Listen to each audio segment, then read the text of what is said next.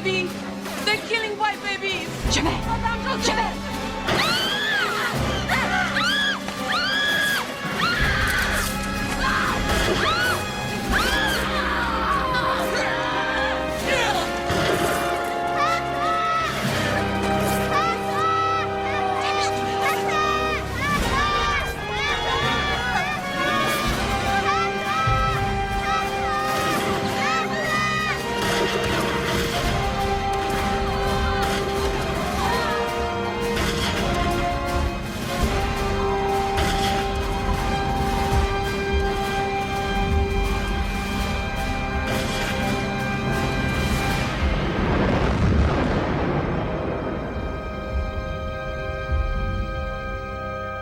Look right into the lens.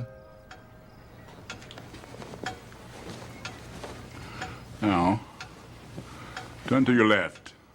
A little more. Too far. Good, right there. Now, look back to your right. Perfect. A little more shadow, maybe.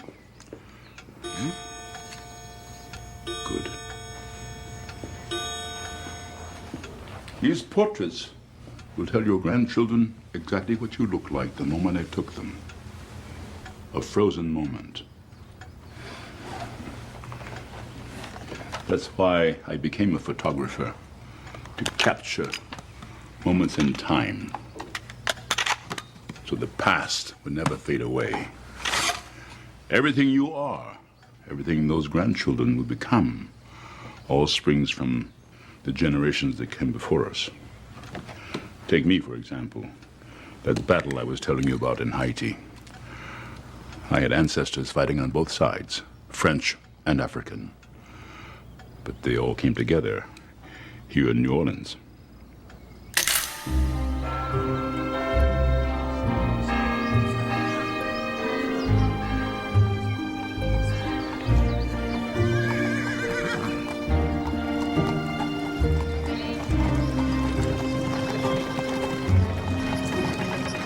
Qu'est-ce qui se passe, mon ami? La Toussaint, the Feast of All Saints, a day to remember the dead.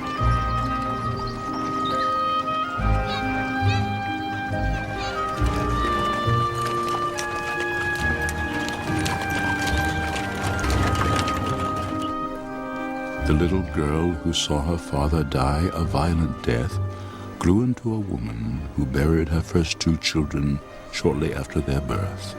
Her name was Cécile Sainte-Marie. She is my mother.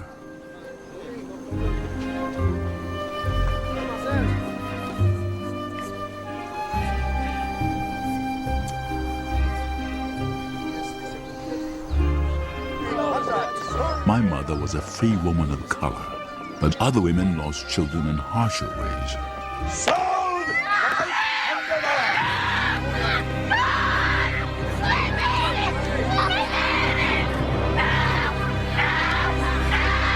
Quadroon balls at the Salle d'Orléans were a tradition as old as the city itself. They were elegant and formal. They were where white men came to meet women of color. Quadroons, you say? Quarter African blood, most of them. Some more, some less.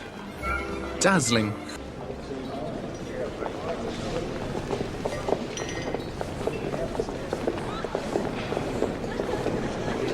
Ladies. Monsieur Dazincourt. Monsieur? If you'll excuse me, cher, I see a young cousin I should speak with.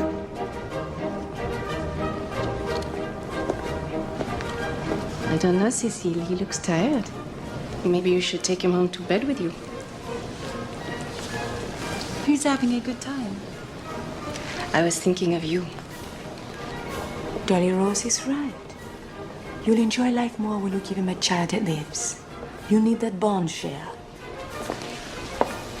Don't wear him out before you have it. Merci, Dolly Rose. It's all quite formal. They're chaperoned by older women, mothers, aunts, grandmothers. They size you up, decide if you have the means to keep them in style. Matchmakers. Very capable businesswomen. They guard their assets like the crown jewels. Extraordinary. It's called passage. promises, rituals, and long-term means. You won't see one of these beauties alone until you've set them up. Philippe, Hello, cousin. good to see you. And you, may I introduce Colin Kingsley, visiting here from London, my cousin Magloire d'Azincourt. I say, would it be terribly rude of me if I were to leave the two of you alone for a moment? I see a vision that requires closer inspection. By all means. Careful, they're here to inspect you. Well, then they have found a most willing subject. She is the most exotic and lovely woman I've ever seen. And you, cousin, seem to have found an admirer. No, an angel. Cécile Sainte-Marie. I'd forgotten how big this place is. Too big sometimes for one old man to manage alone. Ah, you're not old, Magloire. And you have family. Vincent is only 6. It will be a long time before he assumes any responsibility. And my daughters, well, running a plantation is not women's work. Your brother manages Ferronaire since your father died. Oh, with a heavy hand. The curse of the second son. No, it's been a blessing. He had to run the estate. I had New Orleans. And now? I've been on my own long enough.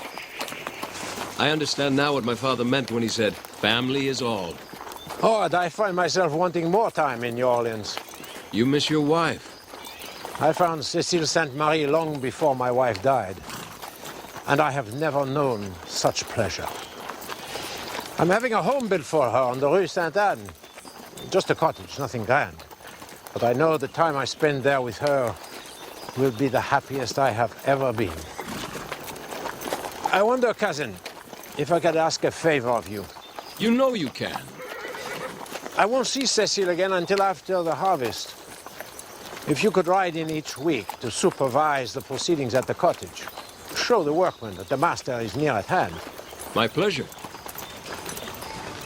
The d'Azincourt estate was called Bonton.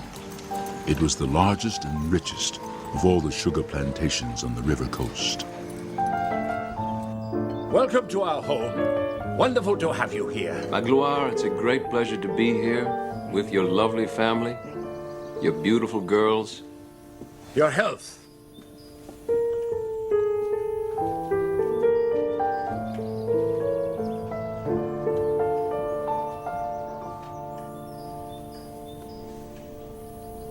The real reason for insisting that you visit now, well, you've surmised my intent. Well, I believe so, and I believe Aglaé has as well. And what do you think of Aglaé? I think she enjoys her independence.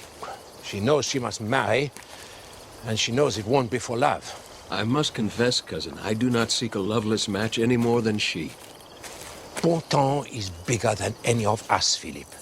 It represents a way of life that sustains us all. It must always come first. Aglaé knows that as surely as I do, and so should you. You were born to the same station. Born to it, yes, but trained to manage an estate as large as this? No. I can teach you how to manage Bonton. You can learn to manage Aglaé. You honor me, sir. You do me a great service.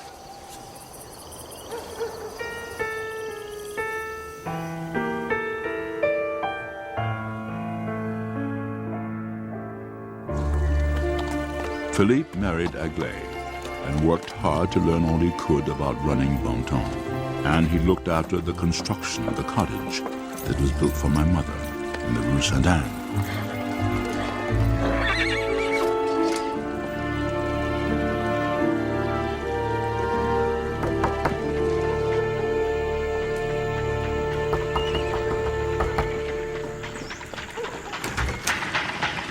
Monsieur, the new fabrics came in today. Thank you for authorizing the payment. I think Monsieur Magloire is going to love them. I'm afraid I bring bad news. Magloire is dead. And his last thoughts were of you.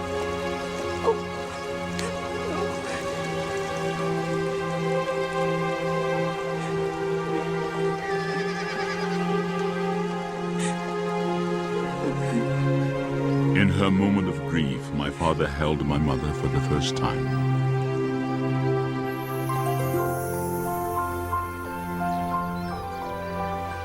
His name will be Ferronaire? No, I think not. But he'll have my father's first name, Marcel.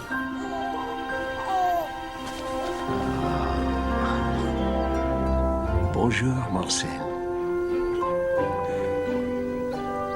Bonjour, Marcel. Zazu, look after my son. Yes. And you too, Lisa. Paris. He's a little young for Paris, Cece. When the time comes, when he's 18. We'll see. Paris is different, monsieur. Color doesn't matter there. His freedom will be complete. I want that for him. Promise me you'll send him to Paris. To Paris. For 4 years. A proper education. I'll deposit money in the bank for him. At once. Would you take it out of my pockets? She would take a pledge written in blood. A contract drawn up by your attorney will do, monsieur. I should have it to review by week's end. Stop it. It's a beautiful name. Marcel.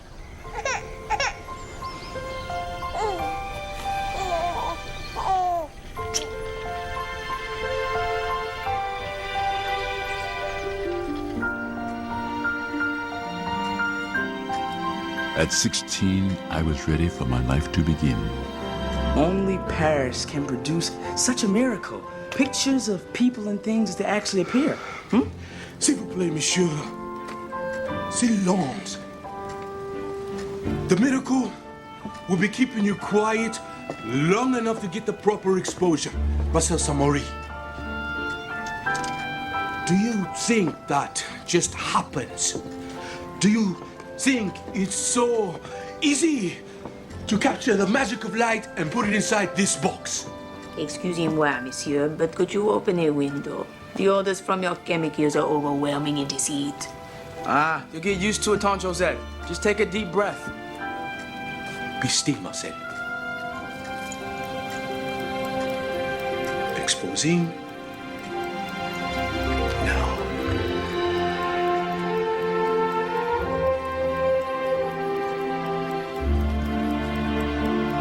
Patience.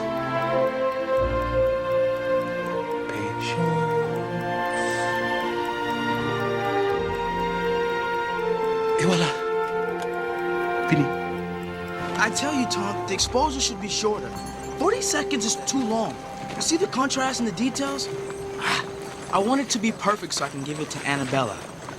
Annabella? Madame Elsie's American girl? She's not Madame Elsie's girl. Her name is Annabella Monroe. I remember. Her parents died in Mississippi and her grandfather gave her to Madame Elsie. She works in the boarding house. She's my best friend. A childhood friend. A friendship you should put behind you. Why? Because her parents were African. There's no future for you with the African girl. Her father was a free man. And a good man, no doubt, but different from you. You are a member of a proud society, the Creole genre de couleur. You will be an educated man with a real future. Not a barber like your friend's father or a cabinet maker. Jean-Jacques there.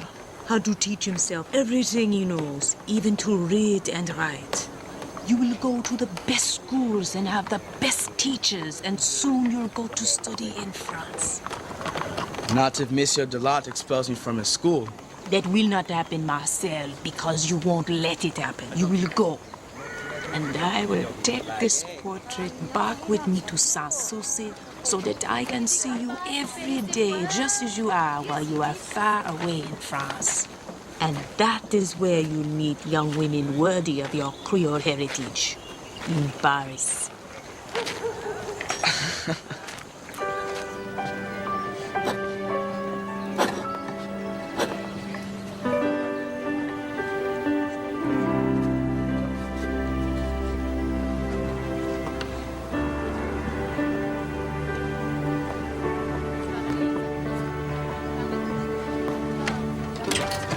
If you're going to watch, it is better if you watch from inside. Come.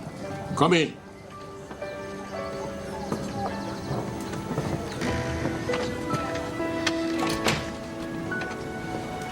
Coffee on the stove.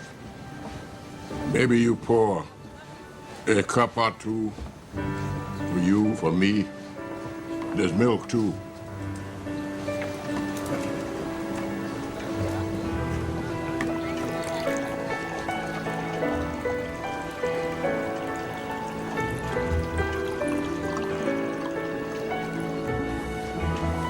How do you know what shape to make it? The wood. It tells me. What kind of wood is that? Maple.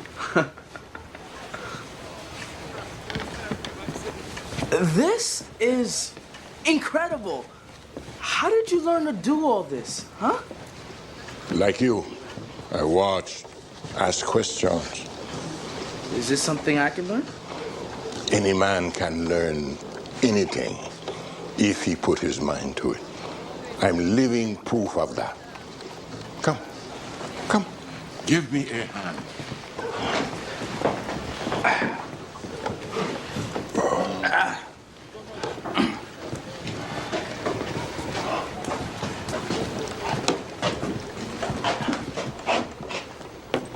Bon?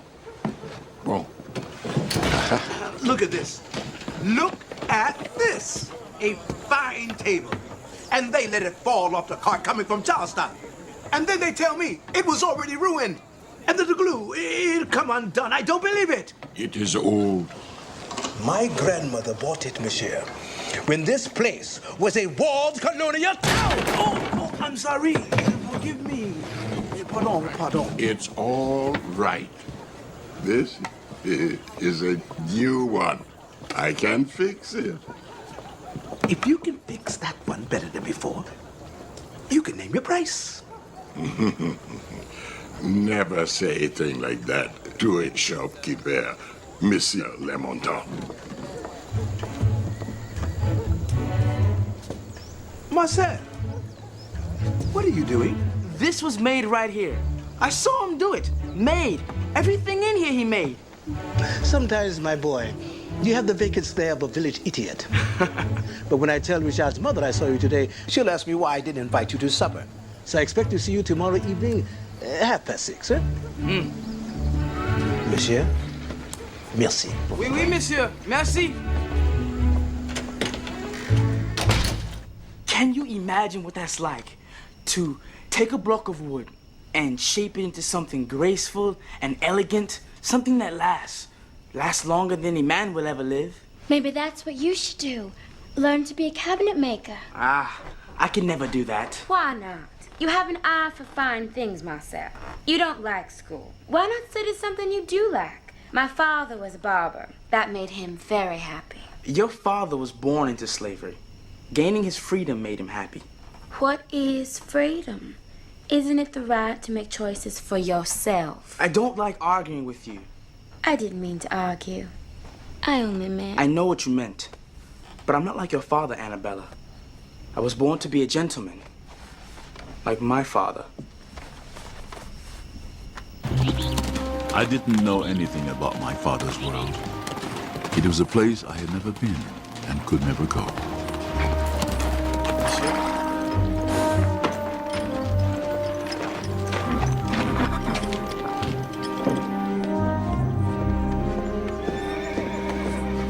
The frost is coming. The wind is already like ice in the galleries, and there's not enough wood in the furnace for the grinding house. I told Langlois, if they don't move faster, to use the whip. Vincent is returning from Paris. Paris. Breeding ground for affectation. I never had any interest in going there myself. It might have done you good. I'm sorry if I don't measure up to your high standards, madame, but please, don't bait your unpaid overseer this evening. I've been in the saddle since sunrise, riding the length and breadth of this feudal paradise. I was mistress of Bontemps for 5 years before you graced us with your presence, monsieur. I'd run this household without you. And when Vincent returns, you won't have to suffer the fields. You can spend all your time in New Orleans then, for all I care. Would it were that easy. But I made a promise to your father. Ah, yes, a contract. For the price of a handshake, you receive the wealth of Bontemps and me. Make no mistake, monsieur. Bontemps may need you. I don't.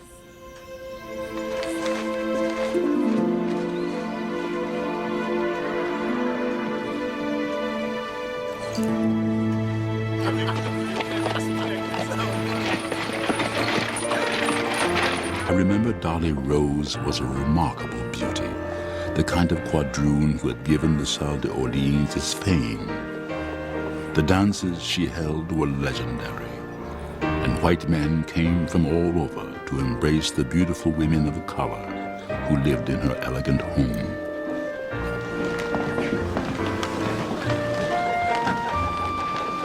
Madame Dolly, the two girls I mentioned are here.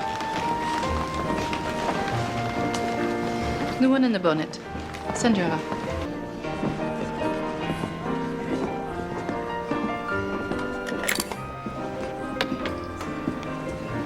Madame. Merci, Christina. Merci.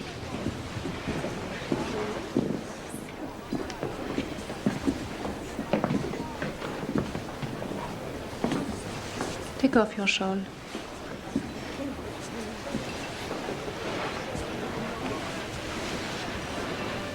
Pull your hair back.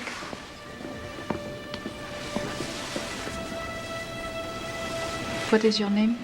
Shireen. Shireen. It's pretty. How old are you, Shireen? 19, Madame. 19.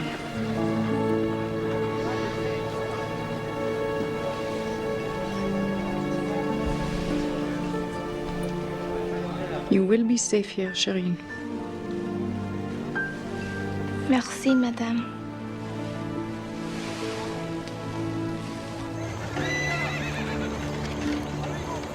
You filled all these. What did you write about? Everything. How the day begins, how it ends. What I do, what happened to others. All those things I saw. Saint-Domingue. Saint-Domingue. You come from there? Your Tante Josette and I came here in the same ship. She never told you that? No. She brought your mama here, too. Oh, she was just a baby, like so. And that's all in your books? Your aunt must have told you about those times. Oh, oui, monsieur. The plantations, her house in Port-au-Prince, drinking champagne with French officers. French officers. Parties till dawn. French officers. I could tell you a different story about the French officers who killed my master at Grand Rivière and broke his commander on the rack. You were a slave? You think the Creole gens de couleur were always free? Did your aunt never tell you about the mulatto Auger and how he led the men of color at Grand Rivière and how the French captured him and broke him on the wheel? No, monsieur. What does it mean? Broken on the wheel. While still alive, to have his arms broken, his legs, his thighs, his spine, and then to be placed on the wheel, face towards heaven, and there to stay until it should please God to protect his life no further. The planters came in from the country to see.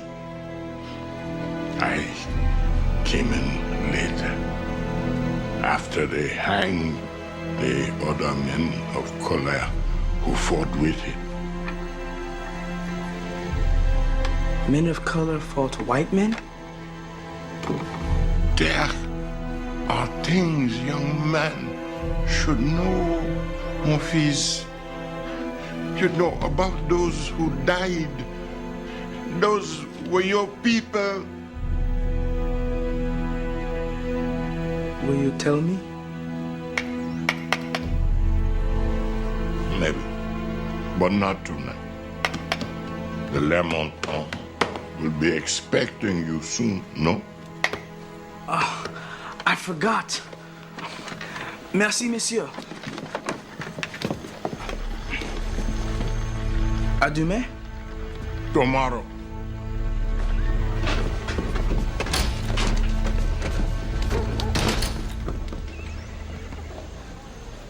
All day, everywhere I walk, I see lines at the polls. Lines of men who own property like me. Men who pay taxes like me. But they are white. I am not. They can vote. I cannot. Take your mind off of it, Rudolph. It's our life. It's our son's future. We can't even cast the vote. Even if we were white, your daughter and I cannot vote. Now that's a topic for discussion. But I would like to hear what our guest thinks about Mr. de Lescaut. I'm afraid school is not as easy for me as it is for Ri'chard, madame. Today's papers say that Christophe Massier is coming back from Paris to open a school. Christophe? Yes. I've read all his stories in Creole du Monde and his novel Nuit de Charlotte. Christophe Mercier. Passe blanc. No, grand-père. In all of the reviews of his writing, it is always mentioned that Christophe is a man of color. Oui. That he's from New Orleans, and that his mother lives here. She know if it is true, if Christophe is really coming back. You two boys, you stay away from that woman. She is mad.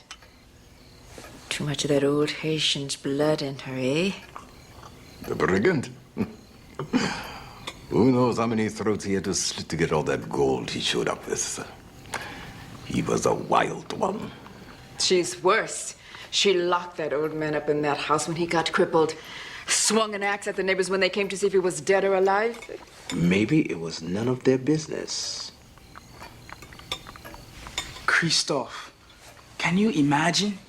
Victor Hugo called him a genius. He lived in Paris for 10 years. Rumor has it that he was kept by an Englishman of means. They traveled the world together like two bohemians. I've read all his articles about Egypt and Greece and Italy. And Paris. Makes me want to see them myself. Aha! Marcel proves my point that a teacher must inspire his student. Marcel's father is sending him to Paris when he is 18, huh?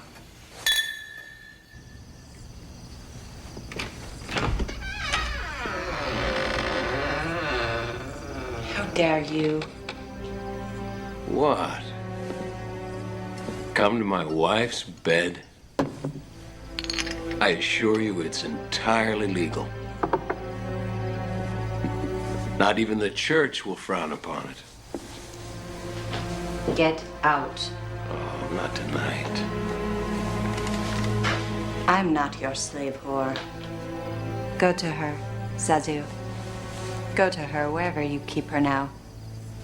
You think I couldn't see your likeness in that copper-colored brat of hers?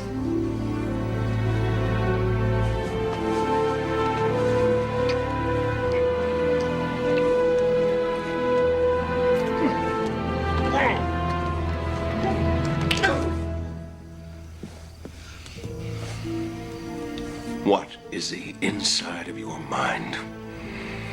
What barren, wintry place that the fortress which surrounds it is so impregnable?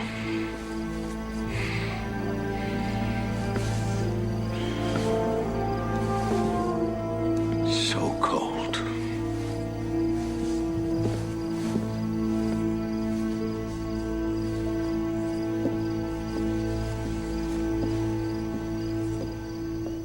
It began in France. It began with those magic words: liberté, égalité, fraternity.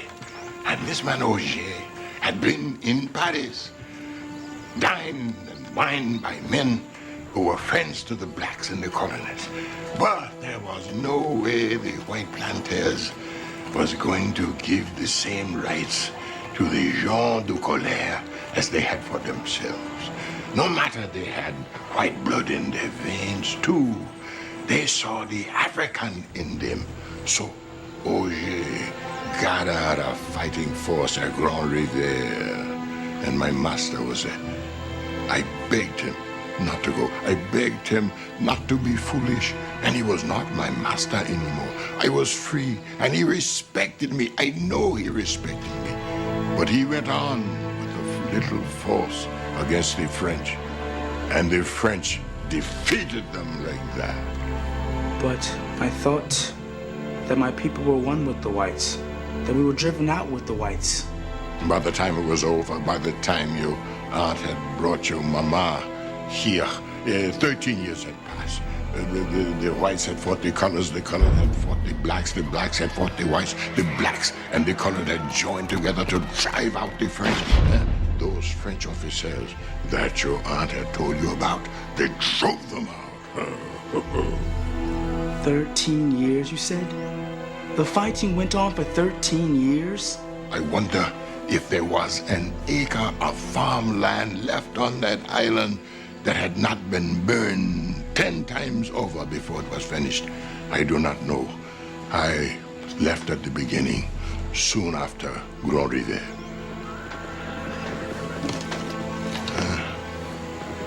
Mon fils, it's time for you to go. Will you tell me more tomorrow? I don't know. Maybe I talked too much already. One day, you'll read all about it on your own. But where are the books about it? I never see them. Should I go to the bookstores? Oh, no. No. Don't ever do that. Don't go to the bookstore and ask. Never. Why not? Those battles are over. Are they? When I die, I will leave you my books. Would you read them if I did? Would they mean something to you? Don't speak of death, monsieur. Why not? I have lived too long already, seen too much. For all the cruelty and violence on the island, there was hope that the gens de colère, that the white, that even the hard-working slave who had won his freedom would get together.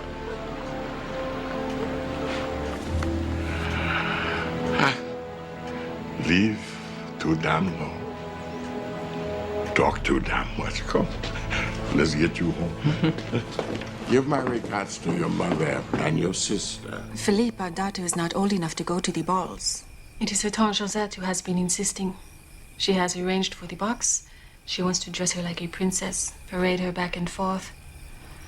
I just think it's too soon, monsieur, for her to be seen like that. To be put on display at her age. How old were you when your aunt took you to the opera? Too young, but I had no one to make that point for me. I told Josette I had to speak with you, but I was sure you would feel the same. Besides, the dress will cost a fortune. The shoes, the pearls. If she goes, she'll have the best gown you can buy. If it's pearls you want, it is pearls that you will wear.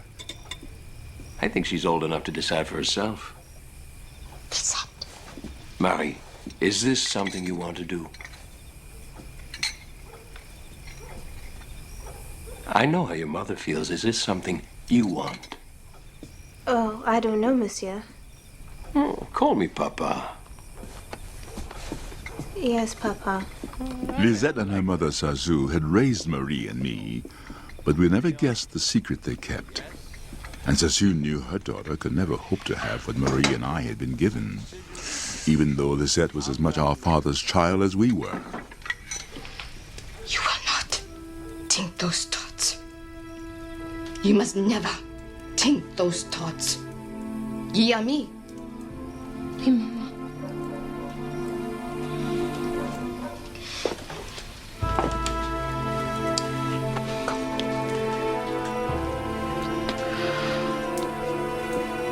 taking the coffee. Hmm?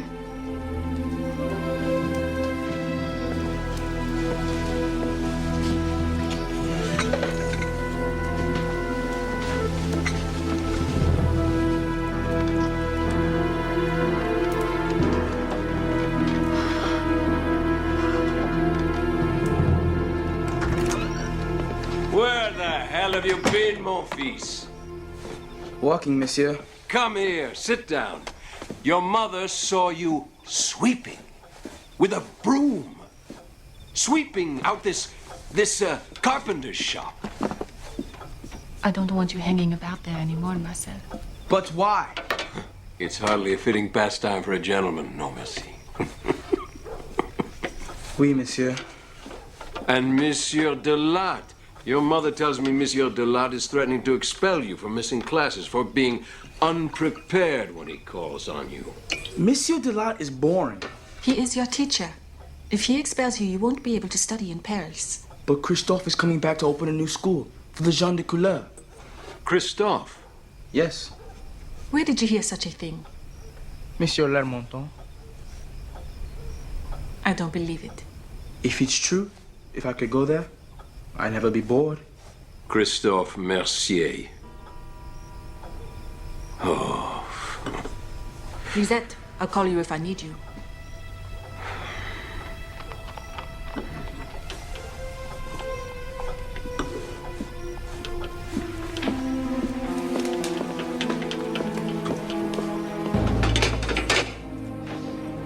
You let go of it, girl. It wasn't for Monsieur Philippe. I'd still be in the fields. Oh, Maman! Is it worse? No. Oh, I'm fine. It's you I worry about. Let me tell him about the pain, Mama. No. You don't be bringing no trouble to him. You hear me? You don't give that woman no cause to complain. It's good what we have here, Lisette. It's better than the fields.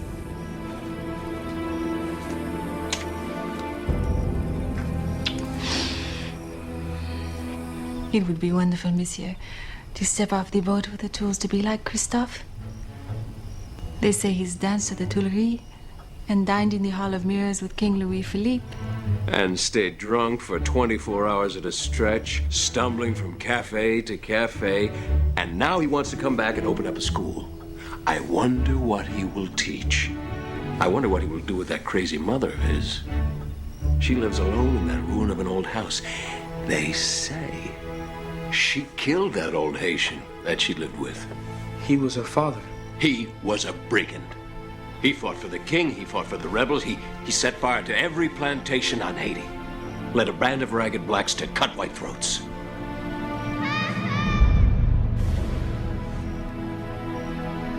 Are you all right, Cece? You cold? Oui. Well, let's get to bed.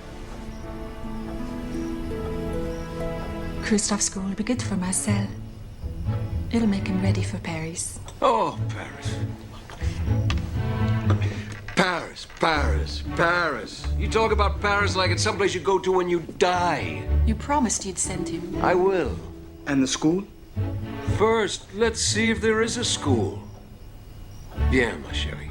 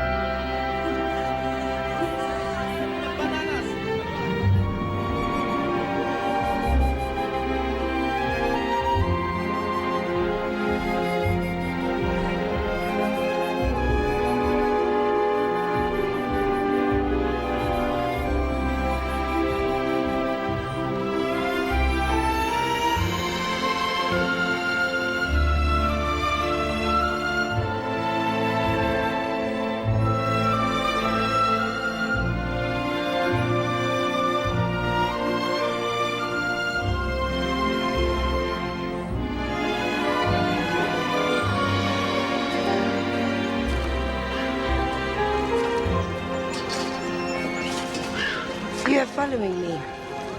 Come now. Why? Please forgive me for approaching you this way, but I have to talk to you about Christophe. The papers. They say he's coming home. No. The Paris papers, they say this. Show me.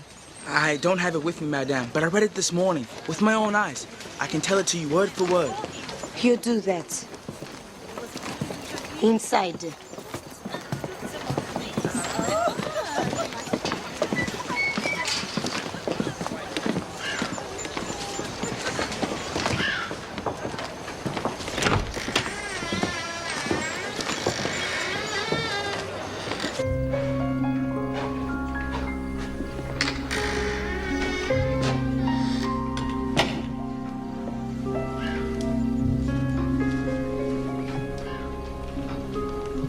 You can read the papers, Cher. So you can read to me. Inside.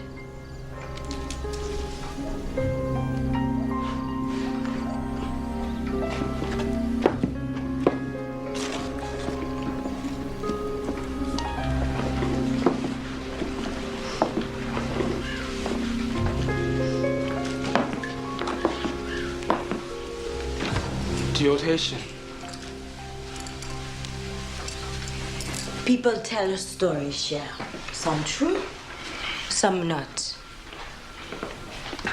Come.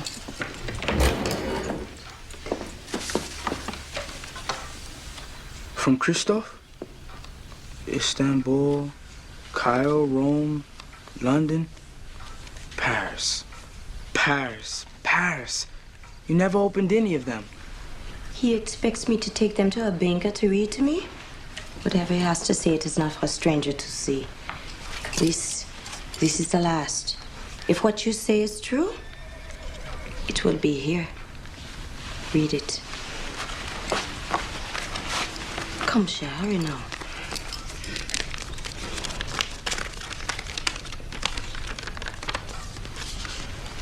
Mama. Go on. You've won. It's as simple as that. Sometimes I imagine you are dead, but then some traveler I meet in the street says he has seen you with his own eyes. Still no answer from you, no response. Charbonnet goes a call on you from the bank, and you do not answer the door. I have won. Is he coming? Does he say he's coming? Well, I won't say that I'm giving up everything for you, that you haunt my waking thoughts and make my dreams nightmares. No, I say I love you. I sail at the end of the month.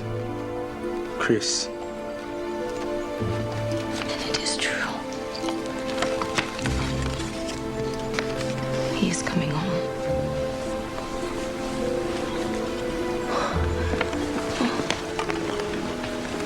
Shall I read more of them?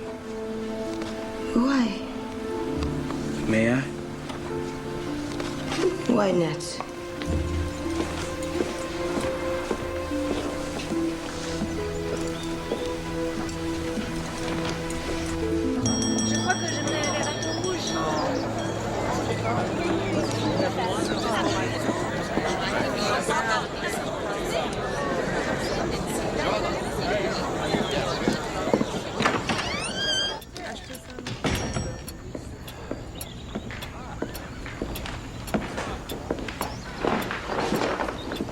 Mademoiselle, forgive me.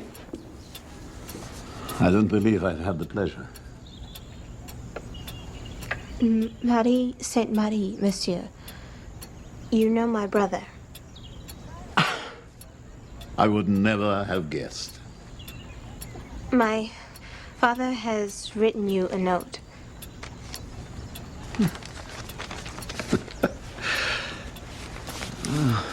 Ma petite.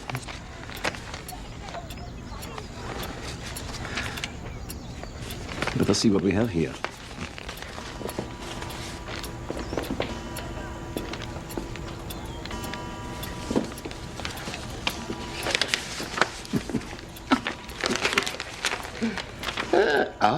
Funds for the opera? Shoes, dresses, pearls. You're a very lucky young lady to have such a generous protector. These matters must be handled discreetly, of course. And I'm always at your service. Please, sit with me while I prepare a draft. How much would you like to have today? If you can reach Monsieur Ferronaire, I would prefer he tell you the amounts. Oh, wait just a moment. I can make a draft for you.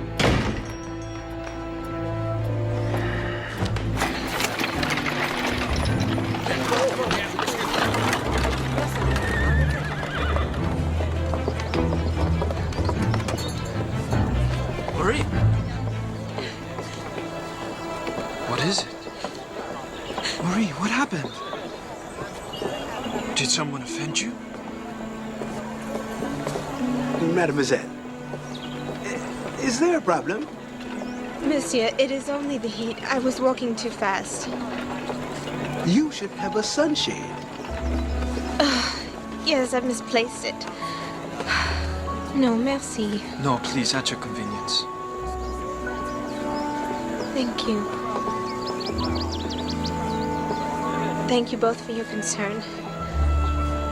Ah, Marie.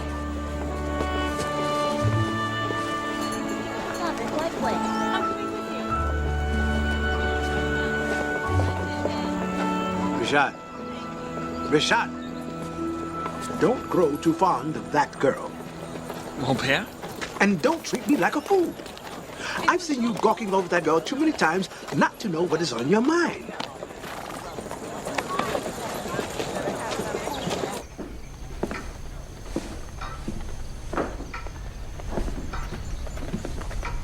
Did you read more? I looked at the postmarks. I couldn't open them. Why not? I'm a stranger too. I know you. You are Cecile Saint Marie's child. I'm not the child. No. I was thinking. Perhaps he lies in his letter. Oh no, madame. He's coming home. I read it in the papers. They say he's coming back here to start a school, madame. For us. For the gens de couleur. And do you want to go to this school?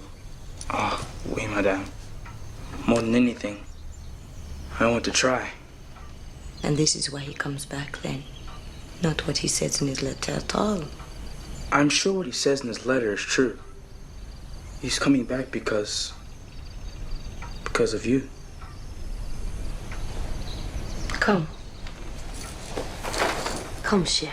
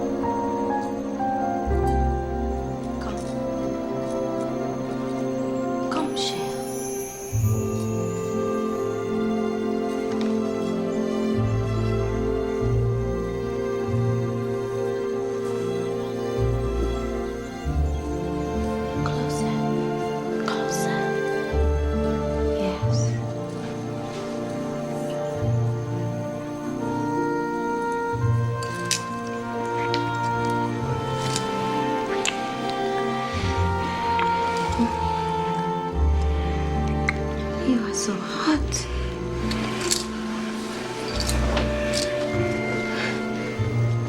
No, you're not a child.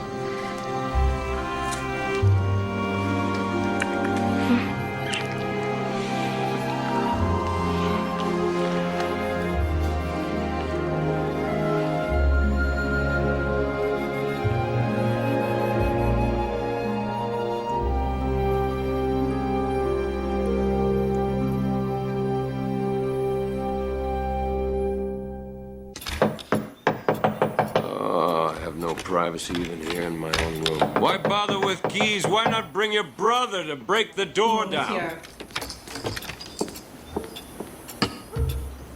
Have you ever had your fortune told with cards, madame? 3 days, monsieur. How much longer will you stay locked away from your responsibilities? I have had my fortune told 1,000 times, and it is always the gambler's card that turns up. Always. You are gambling with the entire crop now. No, there's enough wood to run the mill for 3 years. Every fence has been repaired, and the levee is braced to withstand any flood. The harvest. Ah, it's too early. If we don't cut the cane now, we could lose it all. Madame, I've been running this plantation for 18 years. I've never waited too long. Egley, come out. Oh, the blessed boy! Oh, the joy of his father's old age. Tell me, Vincent, is it the recently acquired wisdom of Paris that dictates his sudden need to harvest? The temperature is dropping, monsieur. I didn't see any frost from my window. Was there any frost in the cane? Not yet. Oh, do what you want. Cut the cane. Go ahead, cut the cane. Tell Rousseau to cut the cane. And if the weather holds for another month, you say, oh, he cut the cane too soon. He's not master here any longer. And if there's frost tomorrow, you'll say, I waited too late. You are a fool, monsieur. Yes. A wise man would have done things differently. We begin the harvest tomorrow. Yes?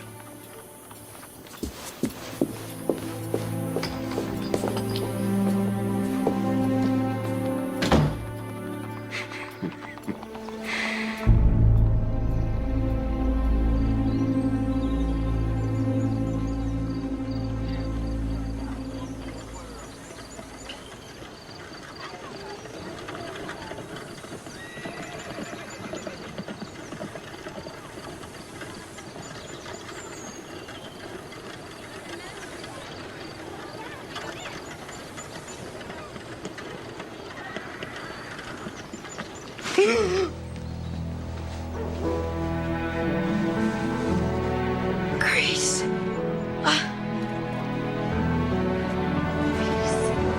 Mon fils. Maman.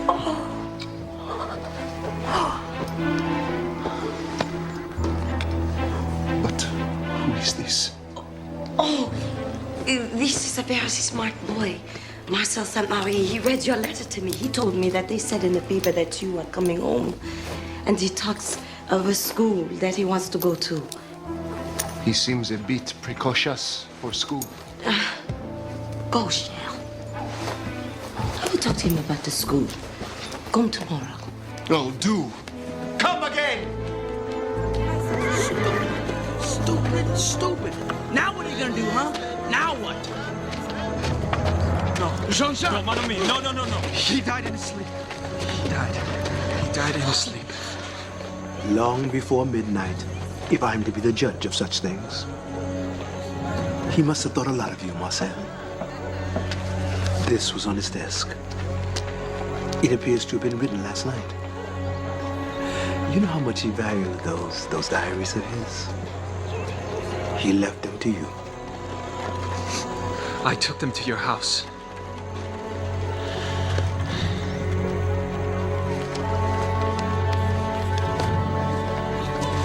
Must.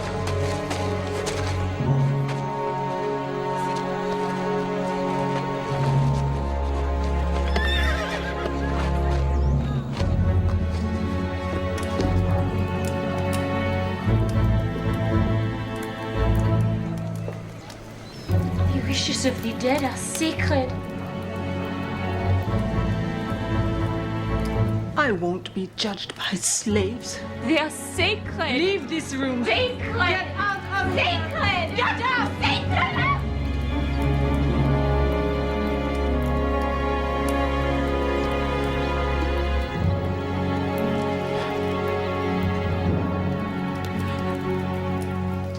You haven't lost him, Marcel. I don't believe those things. I mean, you'll always have what passed between you. No one can take that. What you remember. In here.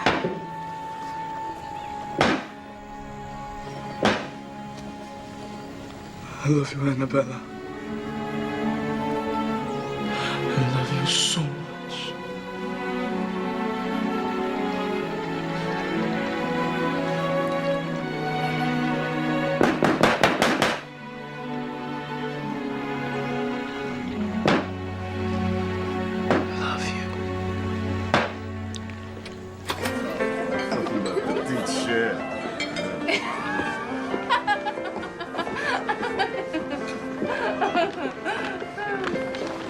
Madame. Pardonnez-moi, monsieur.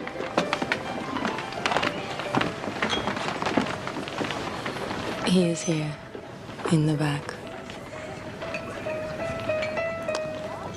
I will be in my quarters, and I am not to be disturbed. Oui, madame.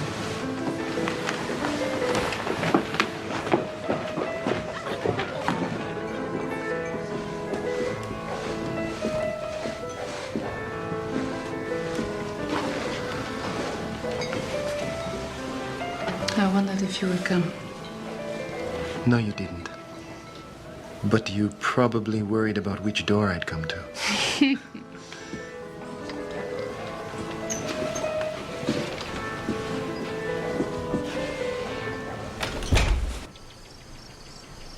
You were my first love. I remember. You were a beautiful boy. Beauty is truth, and truth beauty. That is all you know on earth and all you need to know. Is that something you wrote? No. No, I couldn't have written that. That first time, I saved for weeks to get the money. And stole more from the poor box. Oh, you didn't. That is truth. You are doubly cursed. Maybe that's it. I met a boy today who was still beautiful. Cecile St. Marie's son. Marcel? He reminds me of that boy we used to know. I can see how he would. Do you know him? Not since he was a child. Not since Cecile decided she shouldn't associate with me. Petty bourgeoisie.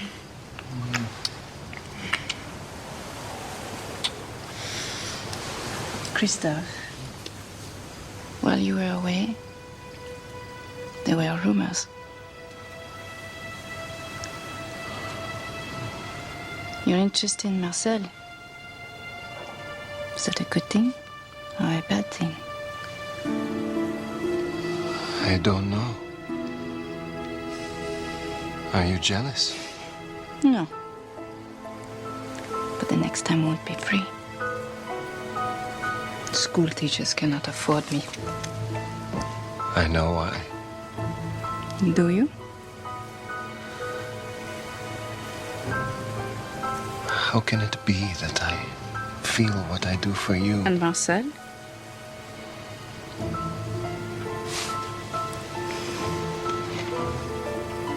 You are with me tonight, cher.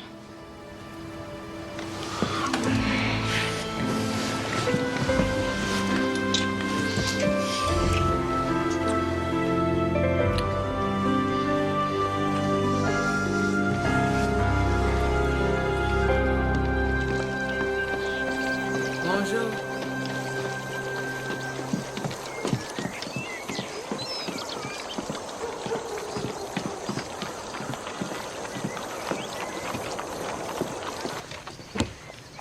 Michi.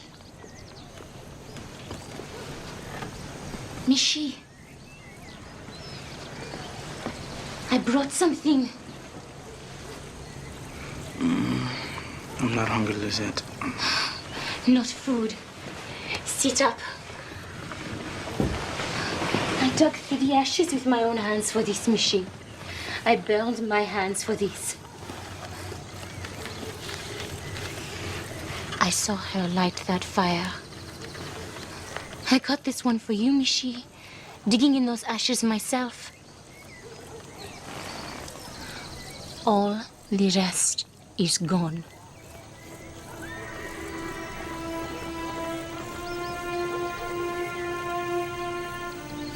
What was in these books you didn't want me to see? I can't read books. How would I know what was in them? He wrote about Saint-Domingue, everything that happened there. What are you hiding from me, Mama? What was it? I only know what my tante Josette told me. I only remember... What? What do you remember? My father. What they did to him. How I last saw him. You tell me, Mama. You tell me all about it. No. It's over. It's different here. It's different for you. Who am I? What? Who am I? Marcel. Your father is... My father? That's part of me. What is the other part? You know. Your father.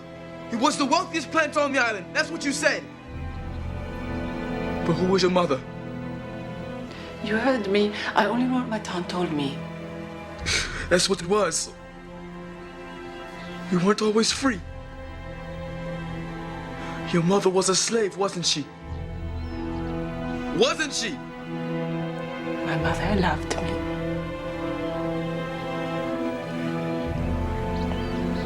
She loved me.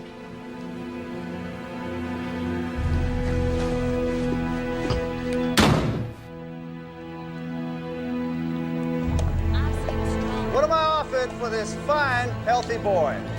Come on now, have a look. A perfect specimen, this boy, who his master hates to part with him. Reared as a baby right here in the city of New Orleans, but needs money. No whip has ever touched this boy. No need for that, never a problem. Knows his place and does what he's told, this boy. So come on now, let's get going. The master's misfortune is your good fortune. A household slave, but strong as an ox. Baptized right here in St. Louis Cathedral, never missed Sunday Mass in his life. This is a fine boy.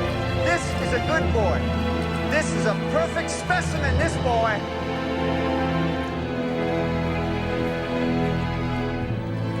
The auction blocks? The wood?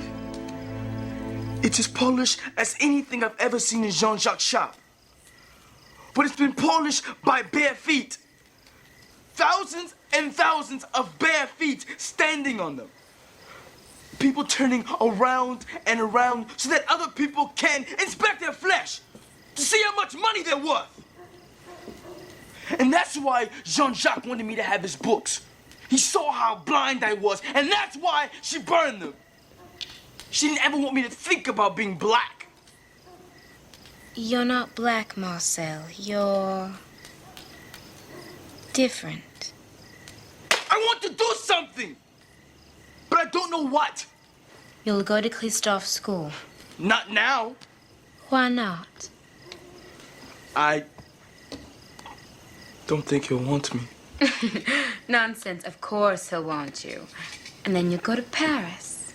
You'll go where the color of your skin doesn't matter. That's what your mama always knew. What she was trying to do for you, Marcel, isn't so awful. She was just trying to give you the best life she could. She tried to keep me away from you. She should. She can't.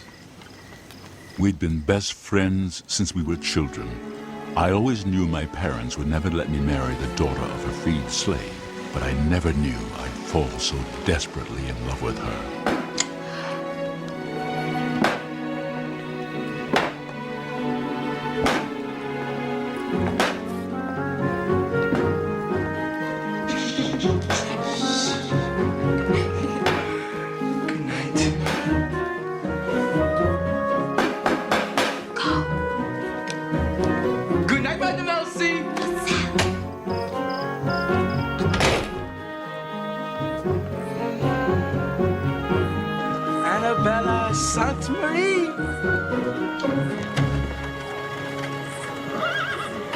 We need to talk.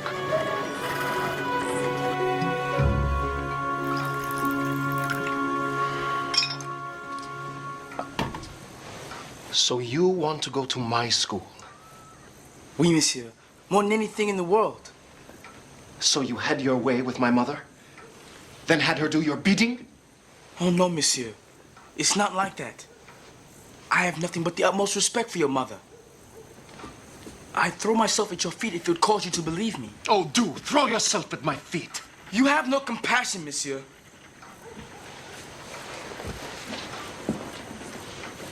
I'm at your mercy, but I am not a buffoon. Just a burning cauldron of youthful passion, according to my mother. Sit down!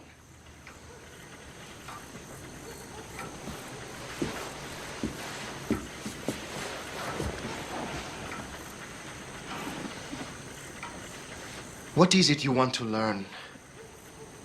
Your name is Marcel, isn't it? Oui, monsieur.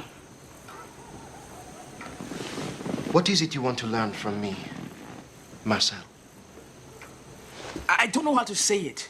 My teachers have always treated books like they were dead. I want to know about... I think we forget that things are made. That this table was made, these chairs were made by someone with hammer and nails. And that what's inside books was made by someone. Like someone with flesh and blood wrote all the lines. And they might have gone this way or that with a different word. Your words have been printed, monsieur. Words you made fit together in a way that made people feel things. Made people think about the way the world is. I want to know what's inside books in that way. I'm sorry. I feel stupid. I don't know how to say what I mean. You do well enough. I think we can both look forward to the school. Thank you, monsieur. Thank you. Christophe. You can call me Christophe. Christophe. Oui.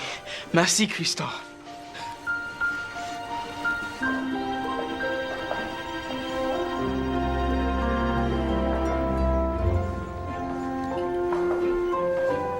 When Christophe finished the renovation of his home, I was the first to see it. I couldn't wait for the lectures to begin. What do you think? It's wonderful. Give me a hand in here. Oui.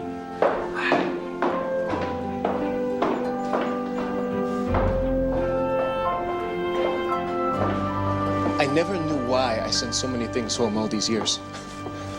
What would my mother want with a small bust of Marcus Aurelius? What would she do with Shakespeare's works? I'm lucky she didn't put them in a chamber pot. Now I know it was all destined for this moment. This place. I've never seen such treasures, monsieur. Christophe. You were going to call me Christophe, remember? There's a line in St. Augustine, the only line I remember from St. Augustine. God triumphs over the ruins of our plans. Ever read that? No. Well, I won't explain it now, but I can't tell you how discouraged I was when I came home and saw the condition of this house. But then I roamed through these rooms where I'd grown up, and I had a powerful feeling. I wanted to wander through the streets, and I wanted to see my people, men and women of color, like ourselves. I wanted to see you. Moi? I needed to know that there were boys who saw my school the same way I saw it. And I need you to know what it means to me to be home. Through all the years of rootlessness, the confusion of living in all those different places, all those different rooms, this school was my saving dream. You've made it something real. You won't be sorry, monsieur. Christophe. And I want very much to be your friend. Good. Then don't ever let my mother lure you up those steps again. The gens de couleur are very prim, very proper. And a scandal like that would close this school down in a heartbeat. It will never happen again. You would turn this beautiful young thing away from me. I had to cook you in the pot.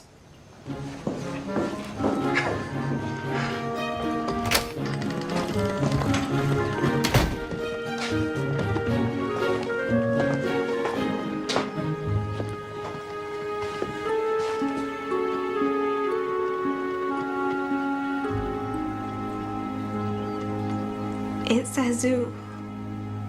She's dying. Go in now if you want to take your leave of her.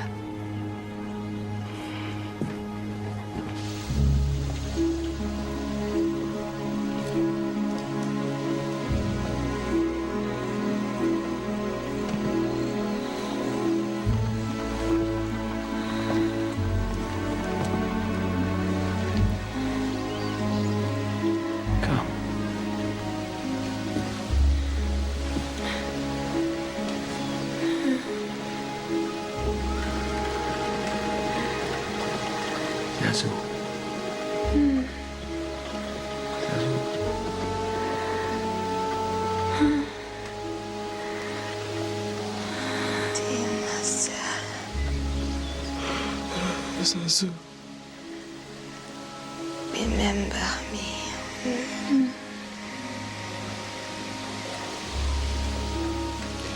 Always.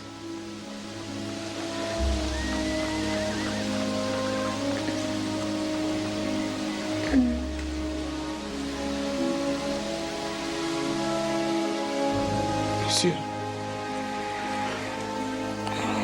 Michi.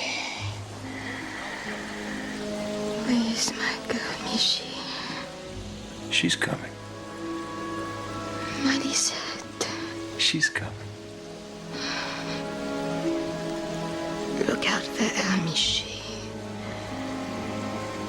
Michi. She's your girl, too. Yes.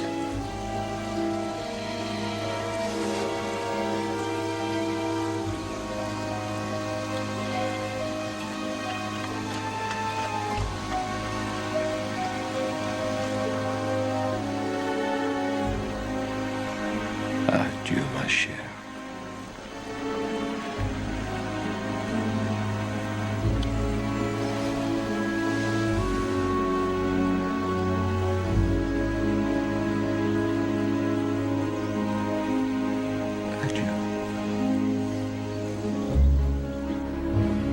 Where is Lisette? I suspect she's gone to pray at Lola Didi's. With her mother on her deathbed. She's no good, that girl. Marcel, I must leave for the country. Go to Lermonton for Zazu. I imagine they've taken care of a few devoted servants in that time. Oui, monsieur. You are the master now while I'm away. Get that girl in line. No more rebellion, no more demands. Zazu asked you to look after her. You said that... I said for you to go to the Lermonton is what I said. And to tell Lisette that if she wants a petition from me for her freedom, she must do as you say. Do you understand? Oui, monsieur.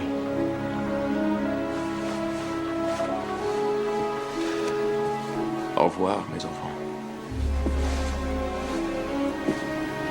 À bientôt, ma chérie.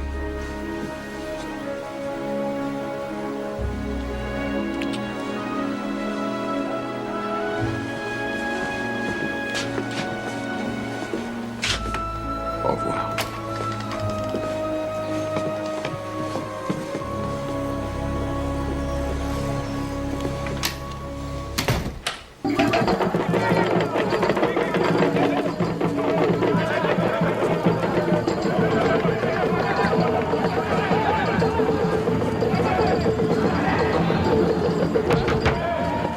Who is it? I've come for Lisette. She's not here. Tell her it's Marcel. Go away! Not until I see you! You've seen me. Now go to hell.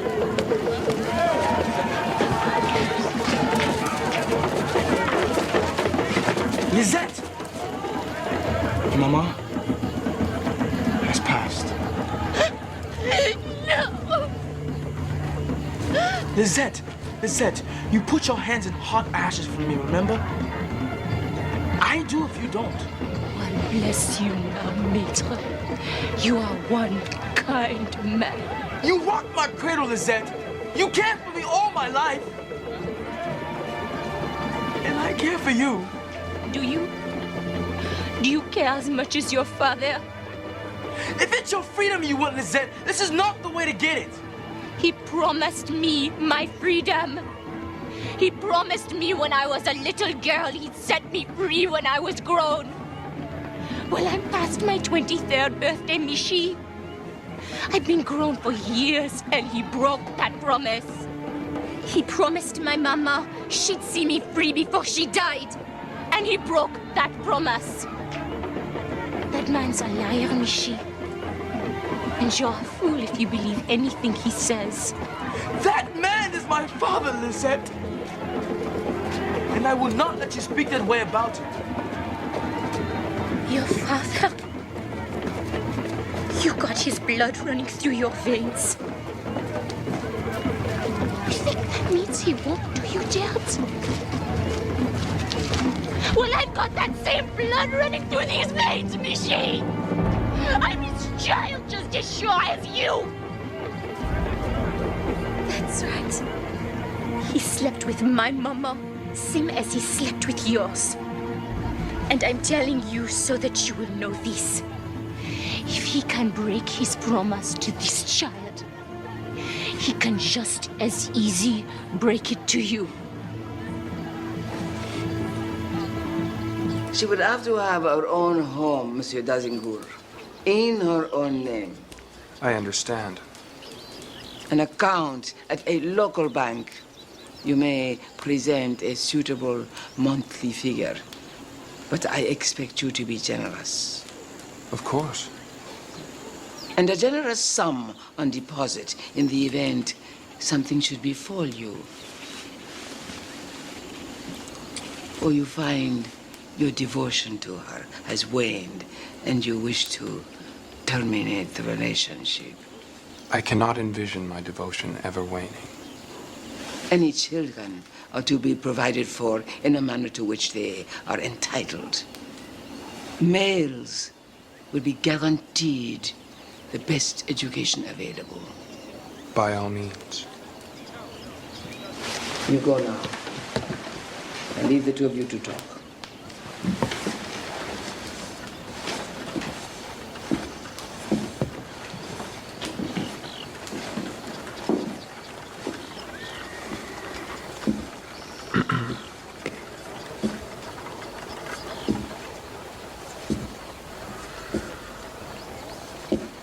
You know I have no wife. You heard my pledge?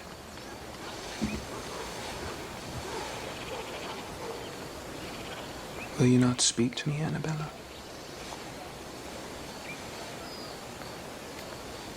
You know, when I first came here, it was the sound of your voice, the warmth of your smile that drew me to you.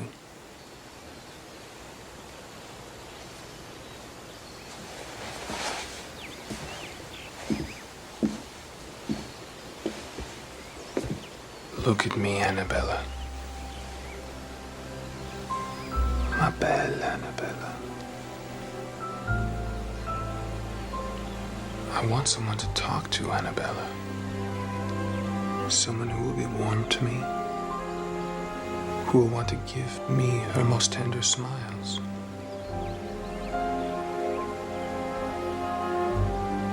If that cannot be, I'll understand. But if it can, I would like for that someone to be you.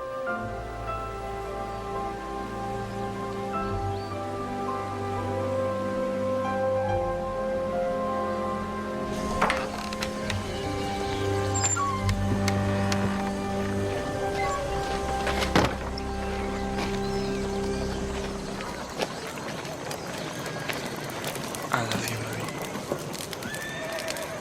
I love you.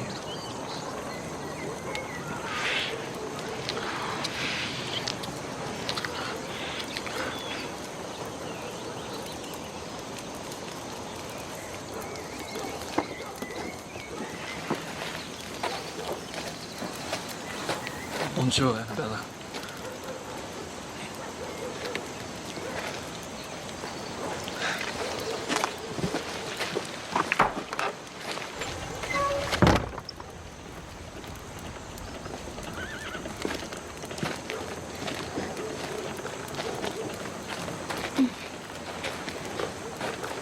I'm so sorry, Marie. I need to talk to Marcel. I don't know where he is. What is it, Annabella?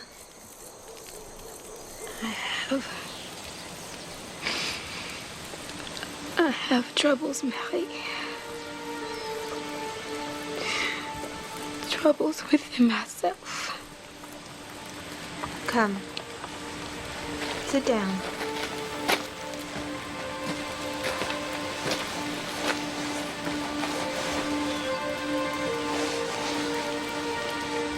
Annabella, I'm trusting you to keep what you just saw in confidence.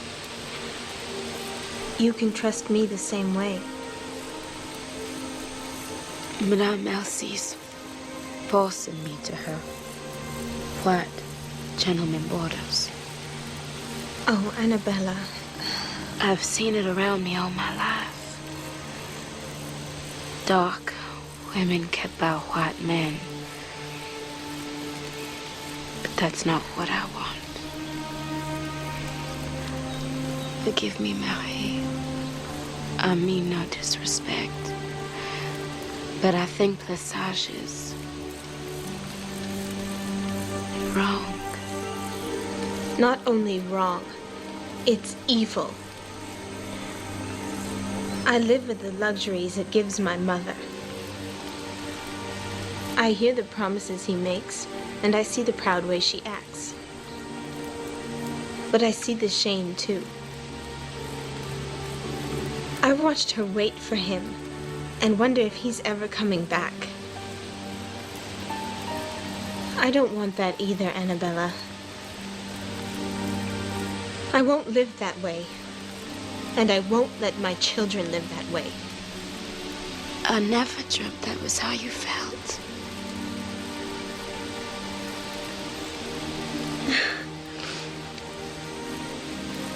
I wish we could be sisters. Yes. But Madame Nastie's already made up her mind about someone. Marie, it's the brother of your father's wife. Vincent Desincourt has to realize I'm not in love with him. How wonderful the day is! Hope you tell your grandpère how exciting the first day was, and how Christophe is the most brilliant teacher since Socrates. Marcel, I must speak with you. I must speak with you. What about? Marie, I'm afraid that your mother won't think it's important. She'll think that we are too young. But if I could just call her Marie with your blessing. I mean, while you're there, however you want, however you like, Marcel. Marie? Marcel, don't laugh at me. Don't laugh at me, Marcel. I just meant, how can I object? You're a lot bigger than me, you know. Oh, come on. Of course you can call on her Ri'chard, if that's what she wants. Thank you. Thank you, Marcel. Now, there is another matter. It's about Annabella again. You must see her, Marcel. She thinks that Marie did not give you her message. Look, Annabella needs you now. She needs you now like a brother. I'm not her brother. And that can't be between us. But... And if she doesn't want this uncle of mine, which I've never met, never will meet, then she should just say no to his proposal. I can't stand up to him for her. Of all the people in the world, I can't stand up. When I think of that time now, how I failed Annabella, I'm still ashamed. But I was just a boy. All my life I'd been told that when I turned 18, I'd be getting on a ship for Paris. I'd be leaving New Orleans for a formal education. When I got back, I'd become a man of property, a Creole gentleman. And I wouldn't let go of that idea. I knew what was about to happen to Annabella, and I couldn't do a thing about it. if I'd been older, but I was just 2 years from getting on that ship. And until I came back and came into my own, I couldn't even court her. I had nothing of my own, except those damn dreams, which I thought of as my birthright.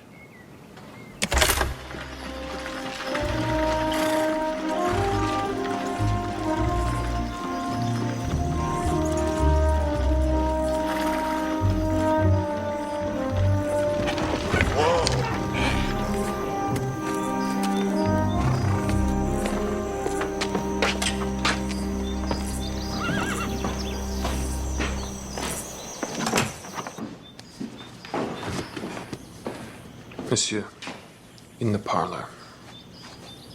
After you.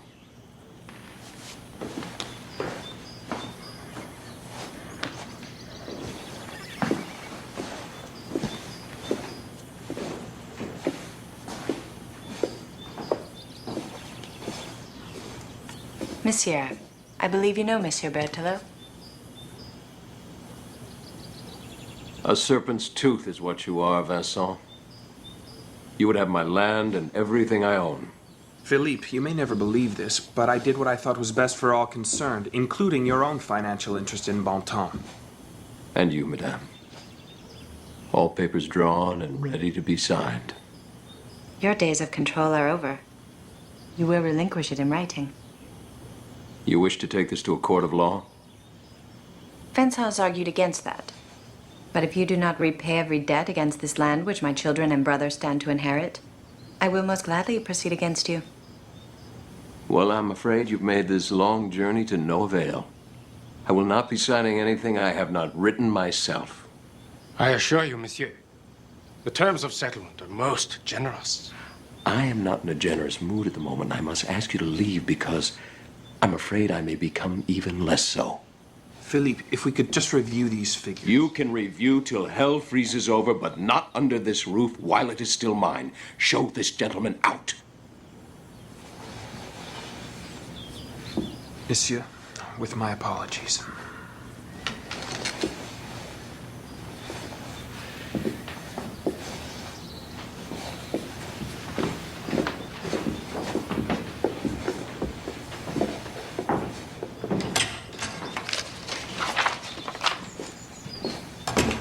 Fall coats, gowns, jewelry, funds for a Paris education, travel. It's clear where your expenses are most costly, monsieur. And why? Leave that. You have not won any battle today, monsieur. You are on trial. Your assets are frozen. I loathe you. The pair of you. Set your personal affairs in order, or I will do it for you. Once and for all.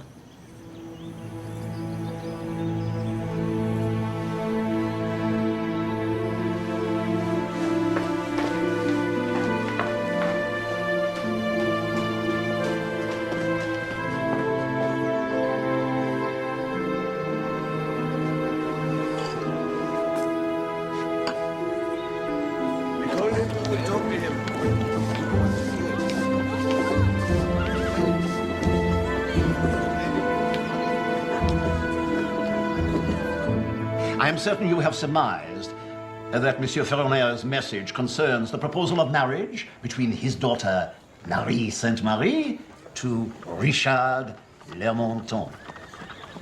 And I am delighted to inform you that he is inclined to grant the request. Yes! Wow. Subject to certain contingencies. Which are?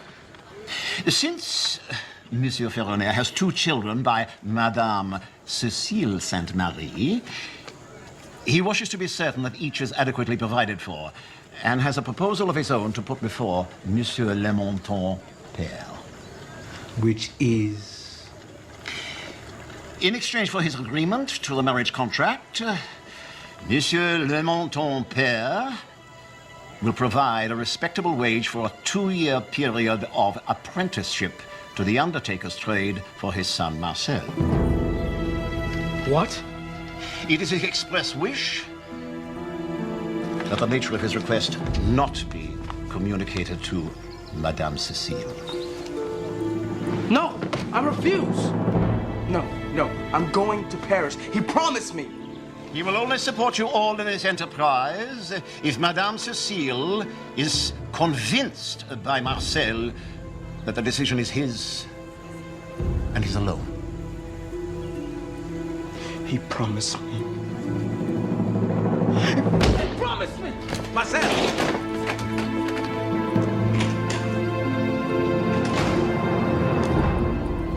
Monsieur le Montant, is the proposal acceptable to you?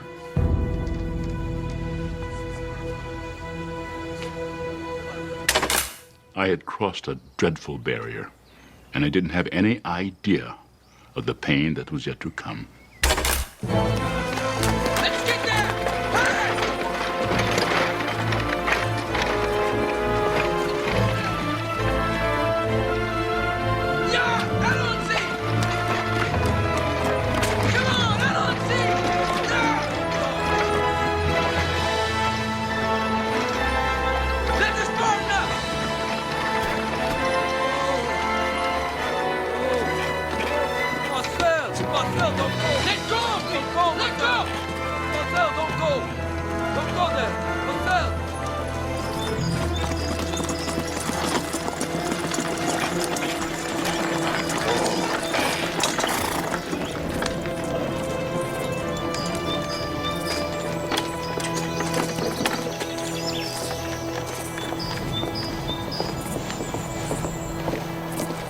Felix, look.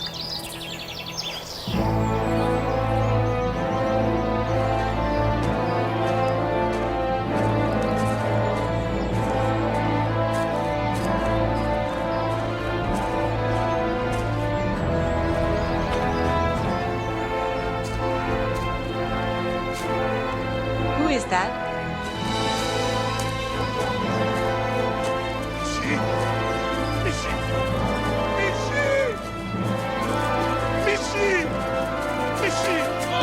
What are you doing? Have you gone crazy? You can't come here. You know that. He is my father! My father! Damn you! Get off me! Get off me!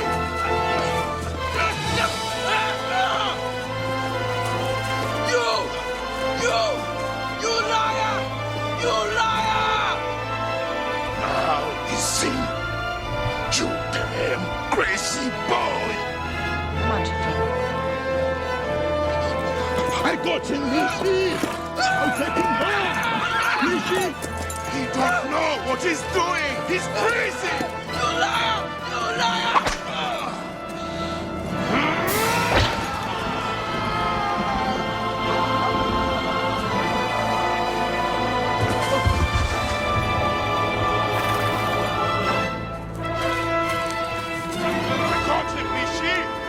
I'll take him! You promised me! You promised my mother! He don't know what he's doing!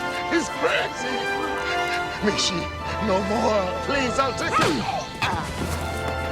Take him home.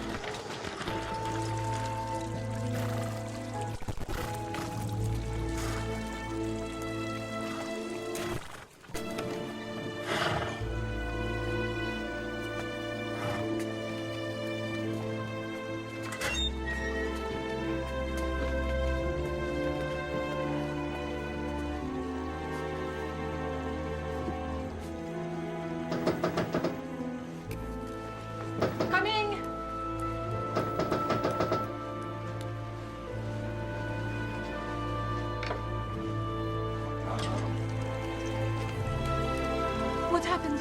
He went to Bonto.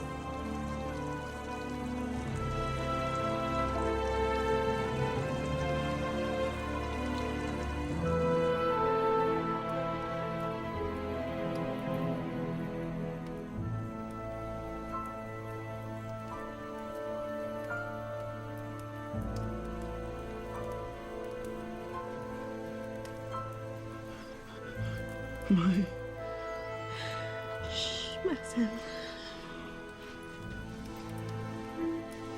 I'm so sorry.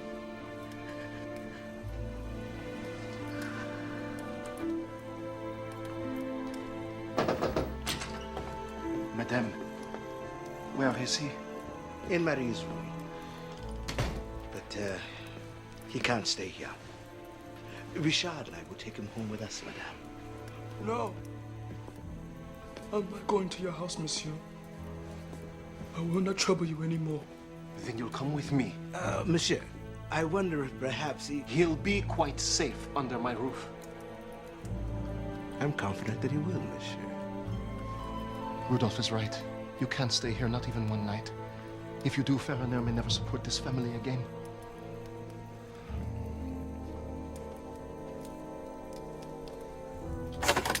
The camera only tells the truth, people say. It never lies. That's one of the reasons I love this work. I don't want any more to do with lies. And I couldn't lie to myself about what I'd done. I'd been told never to go to Bonton. And I went anyway. I hadn't stopped to think about anyone but myself. That my father might punish Marie as well. That he might not let her marry Ri'chard. I brought the roof crashing down on everyone's lives. And what still hurts the most is knowing that I hadn't failed anyone more than I'd failed my sweet Annabella.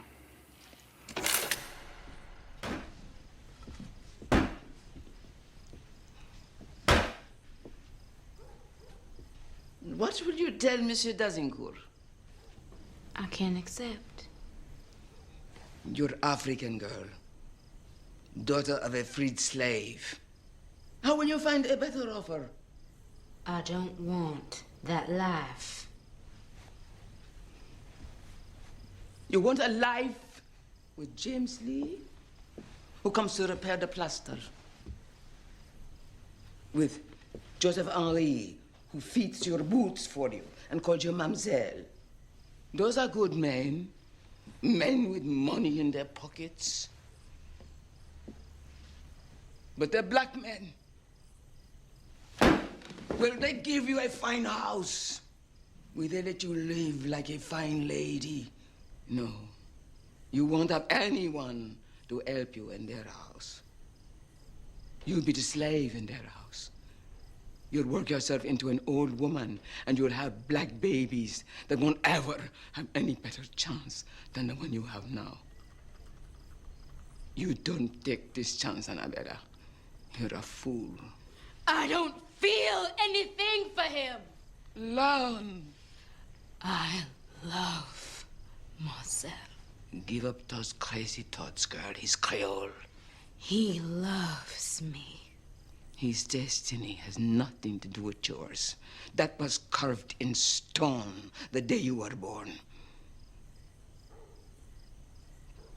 Take this white man. He crossed the line for you. It's accepted. But your Creole boy will never give up what he's been born to. You must accept that.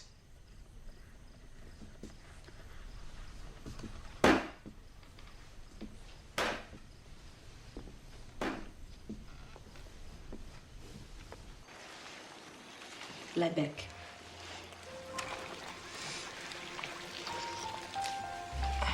This Creole world we live in has some rules, Cher. Rules that cannot be broken.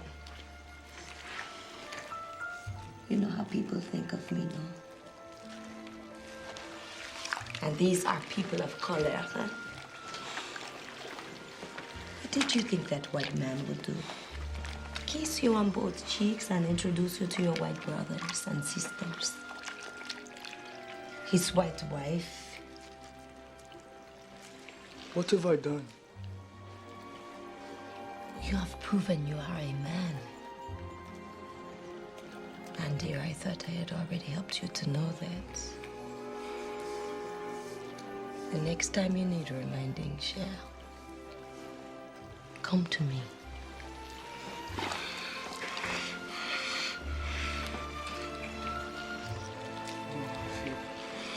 Tell me.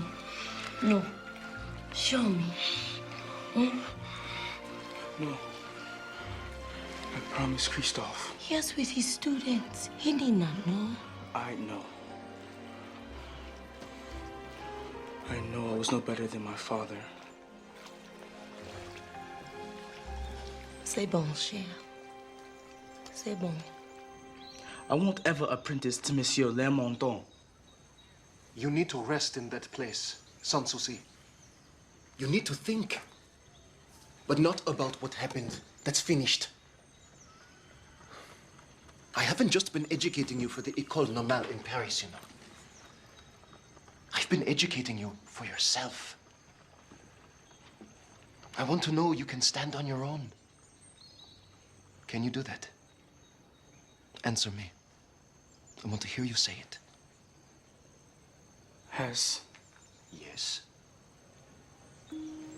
Has there ever been anything else you wanted of me? Something for which you wouldn't ask? Take it. Take it, Christophe. It's already yours. It's been yours all along. No. Christophe. Chris, forgive me. I thought the Englishman you lived with all those years, people say you're more than just friends. I know what people say about the Englishman. He has a name, Michael Larson Roberts. And we were lovers. But I never thought I'd given you cause to believe I wanted that from you. You didn't? I want it! No, you don't. Yes, I do. It isn't me you want. It's the Father Ferronaire refused to be. Don't shake your head and look away from me. By God, I've kept my hands off you long enough. I'll turn your head around on your neck if you don't listen. You're confusing the need for a father with a physical love. And that's the most dangerous mistake a person can ever make. Was it a mistake between you and the Englishman? Yes. He was father, lover, teacher, all blown into one overpowering figure that held me in its hand. But his hold was so tight, I couldn't breathe. I had to cross the sea to break that hold. You don't want that, Marcel. I do. I don't want that for you. If you never learn anything else from me, learn this. To be a man, you have to forget about that kind of protective love.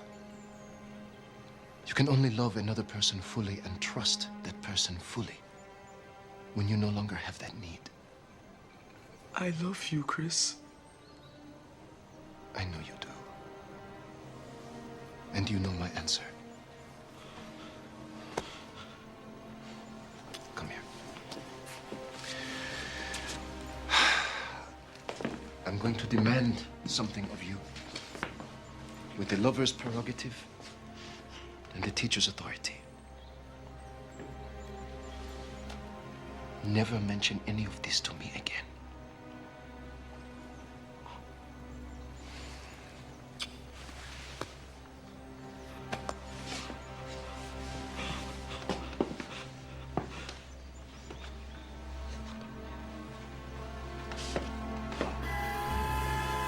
Looking back, Christophe Mercier was more of a man than my father had ever been.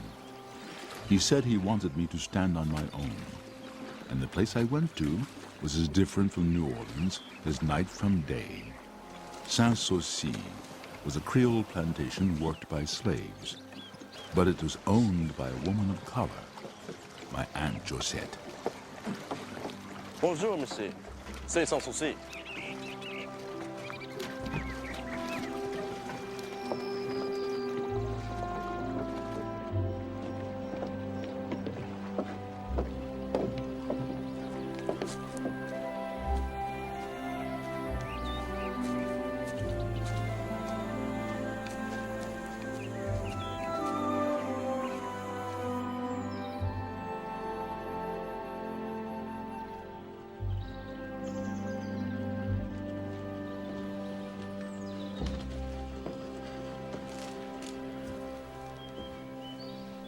Your mother. She was your age there. And my mother. Your family. Oh, Tante. And it took all of this to bring you here. I have money, Tante. I will not be a burden to you. Nonsense. Don't insult me. You are my nephew, and this is my house. I wouldn't insult you for the world, Tante. But I'm a burden whether you say so or not. And I'm still angry about the cause of it. You blame your father?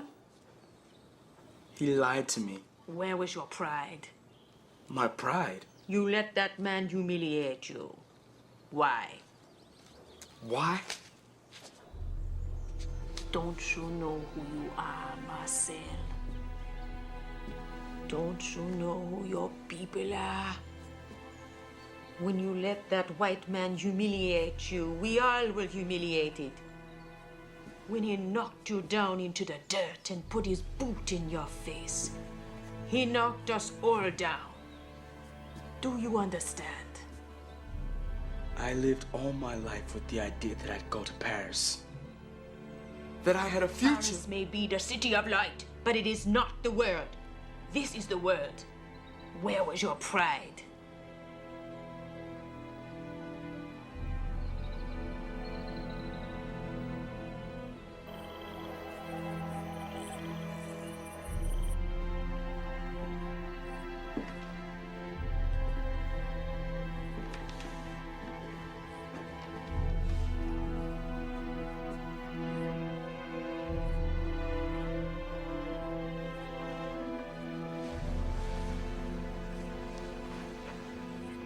What are you doing here?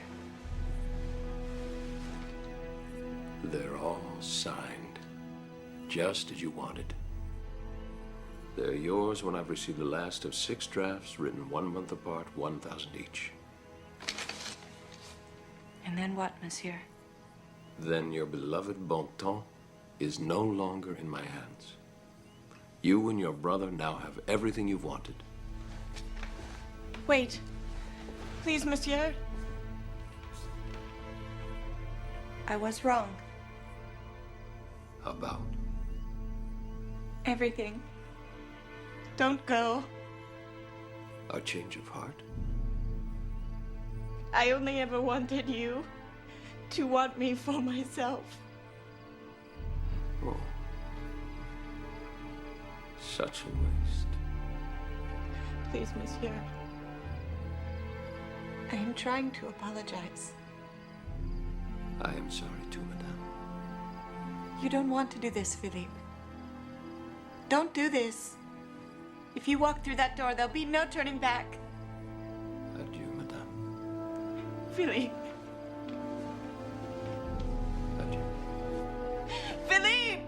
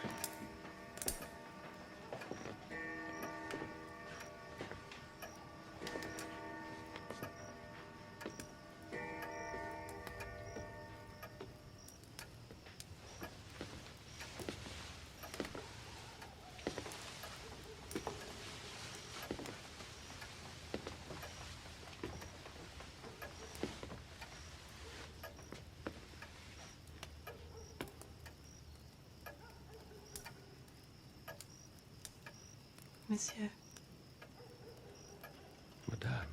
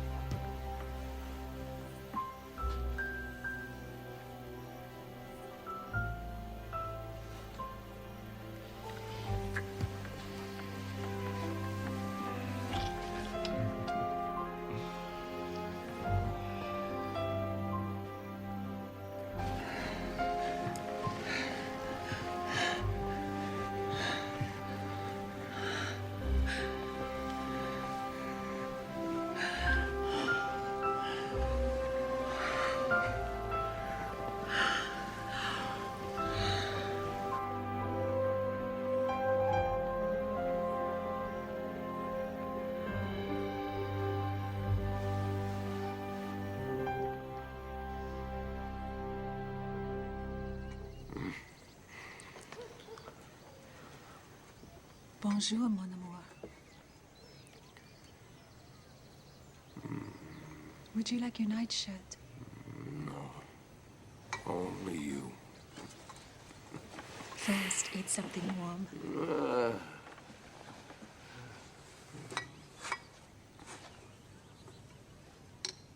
Where is Marcel? He's in the country for a long visit. He's with his tante Josette at Sans Souci. That's good. It's good for everyone.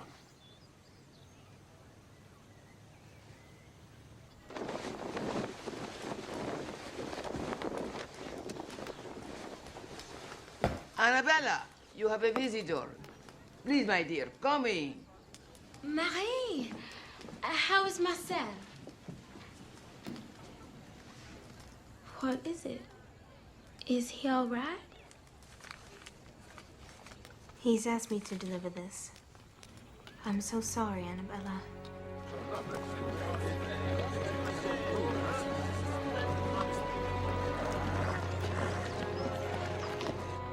I love you more than life itself, but we cannot be together. I beg you, please take care of yourself. I love you forever, Marcel.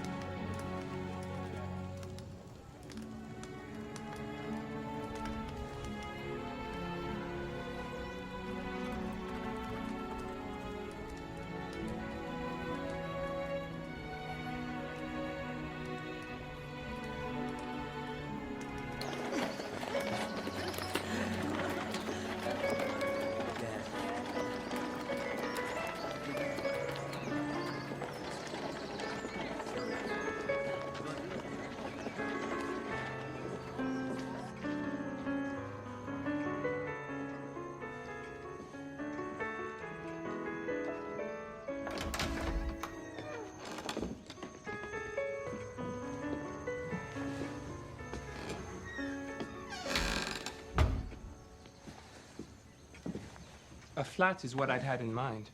One of those flats on the Rue Royale with the high windows.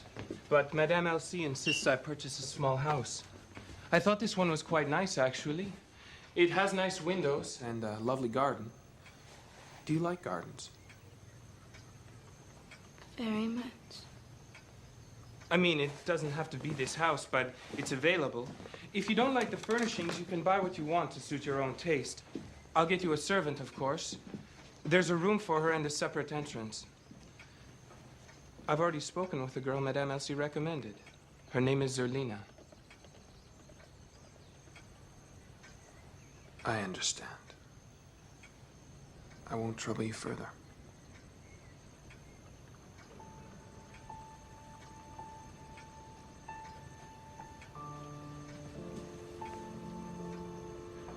Will you be gentle with me, monsieur?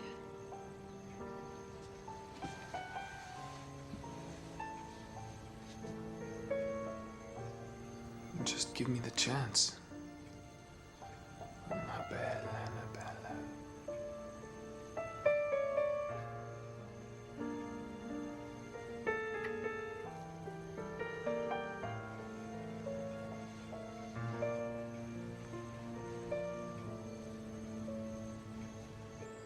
These books contain the history of Haiti, or Saint-Domingue as it was called before General Dessalines changed its name.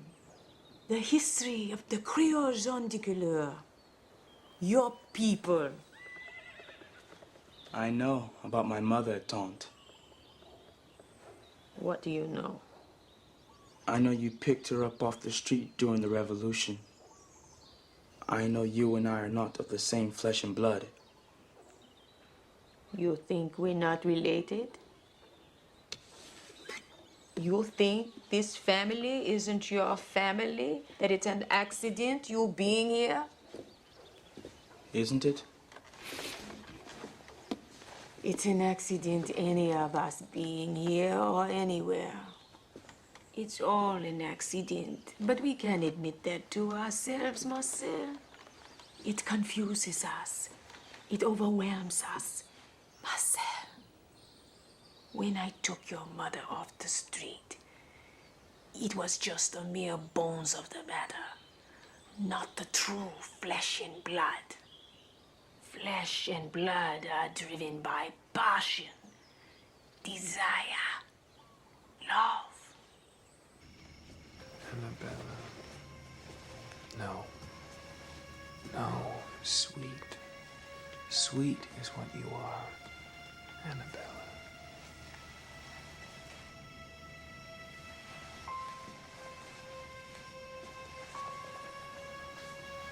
I want to see you.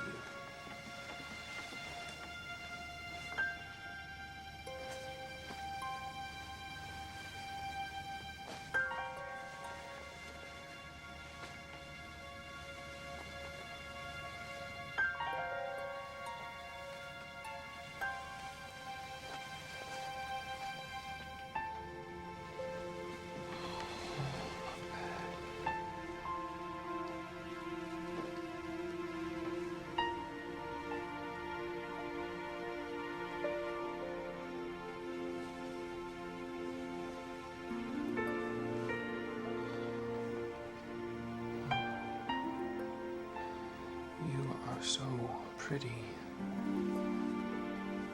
You don't know how pretty you are. Come to me.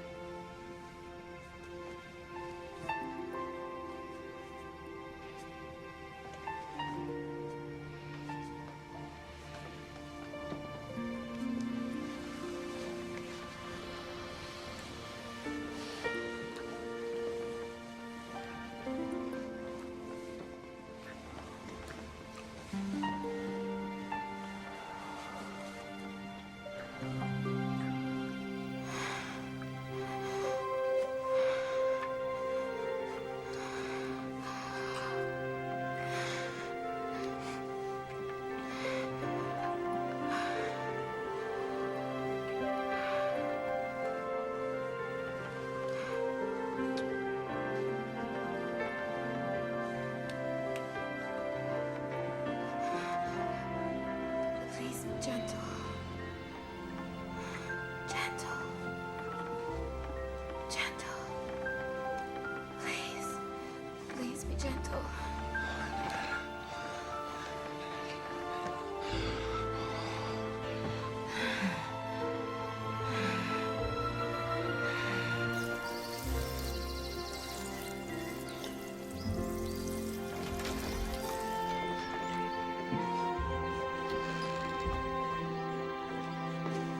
My bad.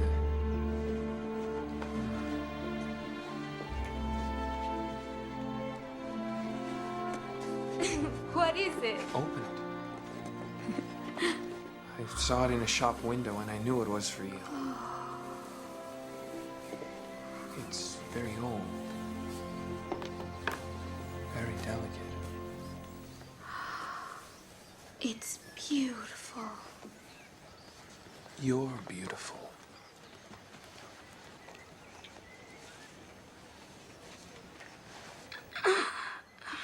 What's wrong?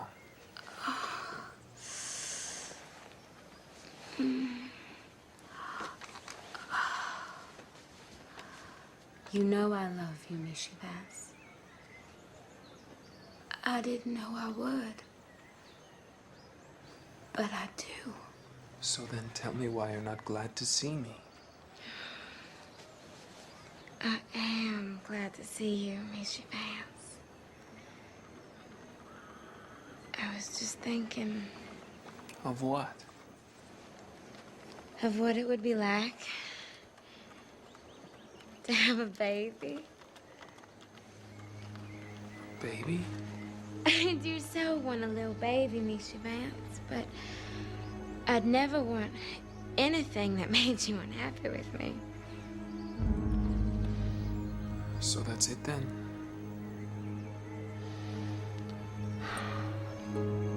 It isn't fair of me, is it? To ask you to wait. Monsieur Vance. It's already done.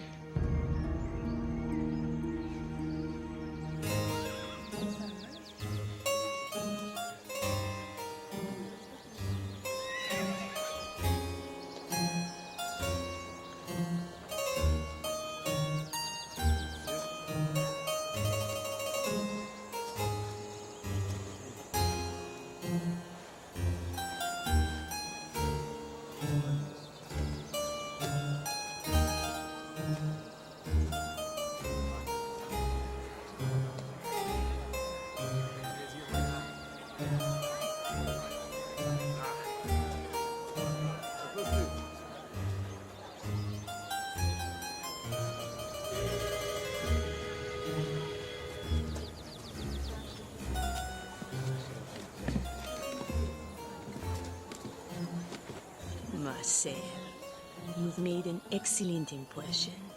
You are much liked and much admired. You could make a tolerable living in these parts as a school teacher. I like it here, Tante, but I don't think I like being a school teacher. There are other avenues open to you. Marguerite's father owns 2 plantations upriver, some 150 acres of cultivated land. I should think he would settle 1/4 of that land on you and build you a house. Marriage? I don't think I could bring anything to a marriage. You bring a gentleman's education, a gentleman's honor and breeding, that would be quite enough. Marcel, it's a small community. We have intermarried over and over, cousin to cousin, perhaps too much. Everyone would favor the match. You could have your own home, be the master of your own land. Think about it. Something else to think about. Your father has fallen ill. He drinks to stop the pain, and your mother thinks it will kill him before anything else does. Does she want me to come home? No. She's adamant that you do not.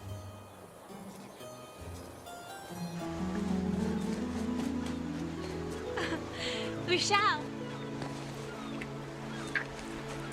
I love you. I love you. Does anyone at school know about Marcel? No. Did you talk to him? No. But my father sent a message to Jasmine. He wants to speak with Monsieur Philippe as soon as he's well enough to meet with us. To say what? To say that he'll make a home for Marcel with our family. Show him that apprenticeship can be a good thing. Oh, Ri'chard, I love you so much.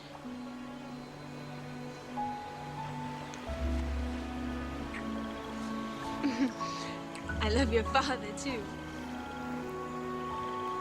My father. He's furious about what happened, but he doesn't want Monsieur Philippe to visit his anger upon you. And your mother? My mother? She's already trying to decide what to wear to the wedding.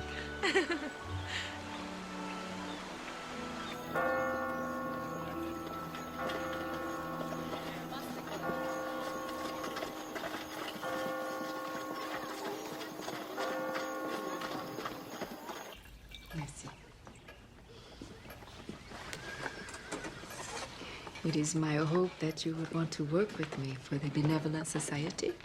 I would like that very much. Good.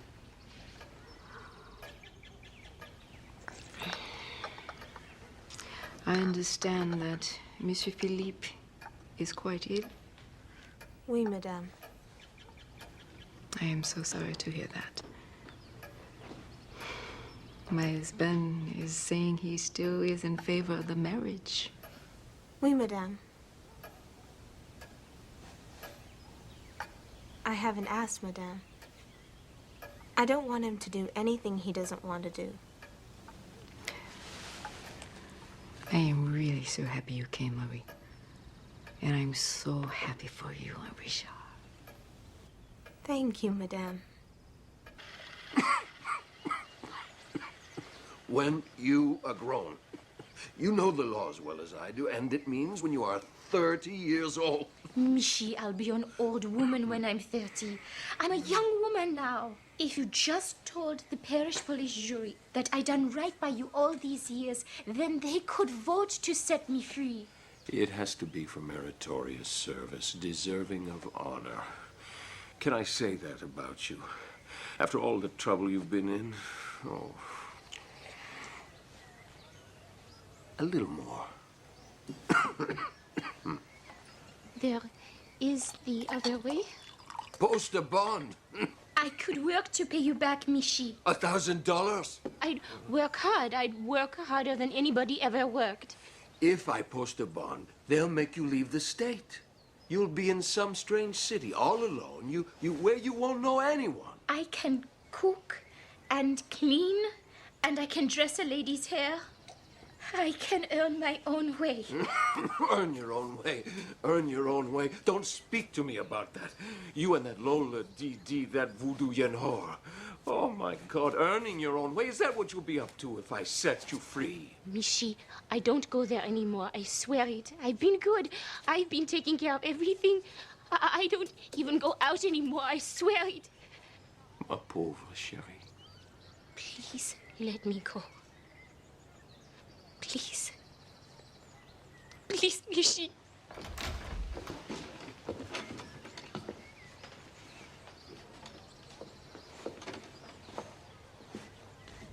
I'll just leave this tree here for you, Michi.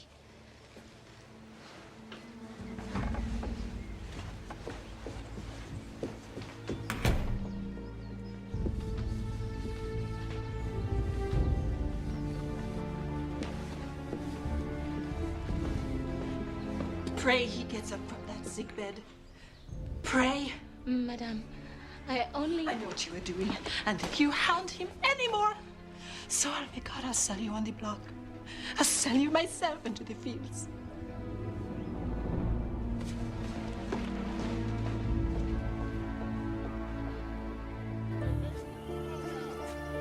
I had been raised to believe that the gens de couleur was better and different from slaves.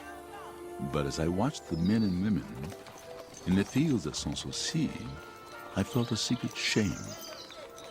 My own sister Lisette was a slave, and the only difference between us was that she was born to her mother and I was born to mine. While she had nothing but a desperate hope, I had a life of privilege, a wealthy family to turn to for shelter, and it was beginning to eat at my soul. Will you be wanting him again today, monsieur? No. Thank you, monsieur.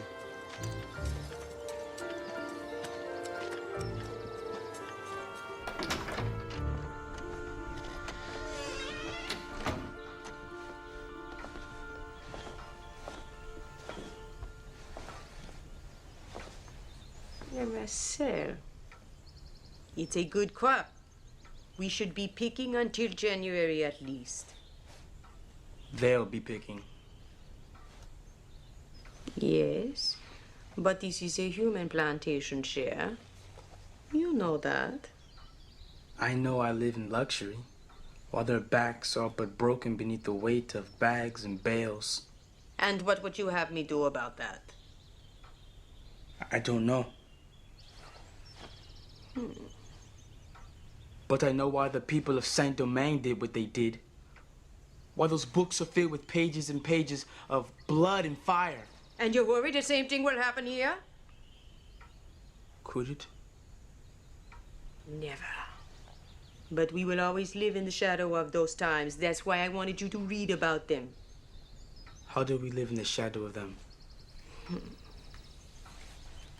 That sort of uprising terrifies the whites in the southern states. And each year, the abolition forces grow more powerful in the north.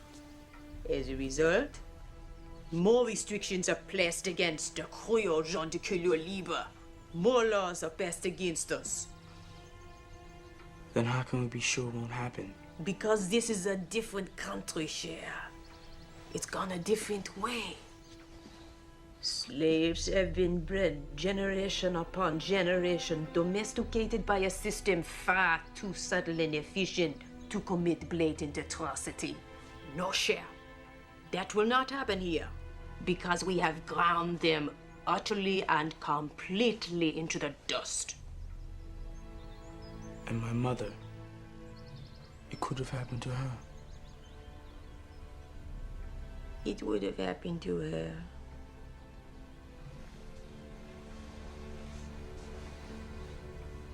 And her children. But for my selfishness,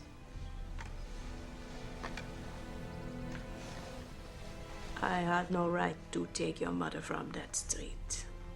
She was a dark child. The soldiers of Desolane wouldn't have harmed her.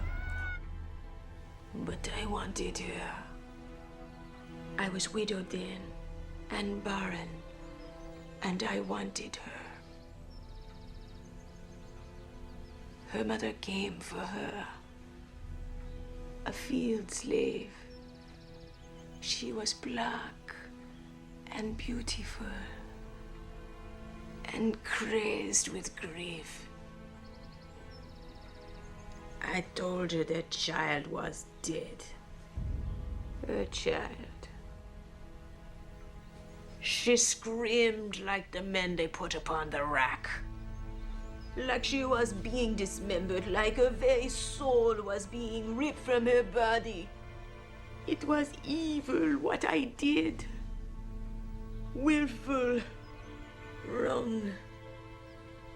And for years, Marcel, I have begged God's forgiveness. Begged him to show me a sign that I was right to take that child and give her another way to live. A way I thought was better. And I wonder, Marcel, if you are that sign. A man of color, spared the yoke of slavery. I'd like to think that makes up for what I did.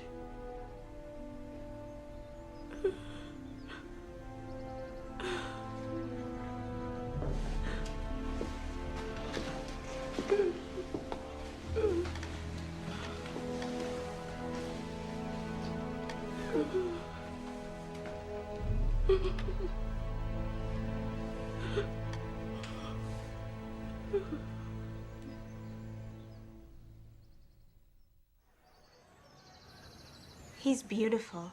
Thank you. What's his name? Martin. Oh, my father.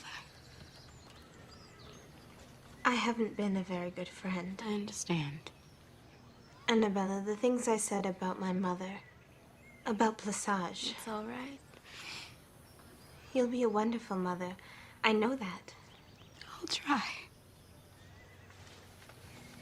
And Monsieur Dazencourt, he may be different than my father. I haven't seen him since the day Martin was born. Bontemps is a big plantation. He runs it himself now. He couldn't give my baby his name because he may have another son someday. Annabella. You said my baby had to know his place. That he had to be taught from the beginning to never go near Bontemps the way Marcel did. To never mention the word Bontemps. That I am never to mention that name to him. I'm sorry. I shouldn't have come. Don't go, Marie. Please. I need your friendship. I can't talk to anybody else. Annabella, you have it. You'll always have it. Marie, I do love the baby. I thought I loved his father, but it was something else. Something false. Something you called evil. No, Annabella. You were right, Marie. You were right. It was wrong to do the choice that I made. And now, I wonder, when my baby is grown, What will he think when he looks at me?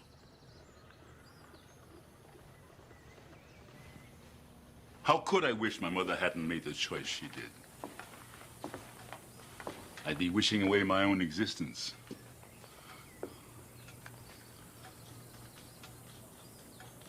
Corsage.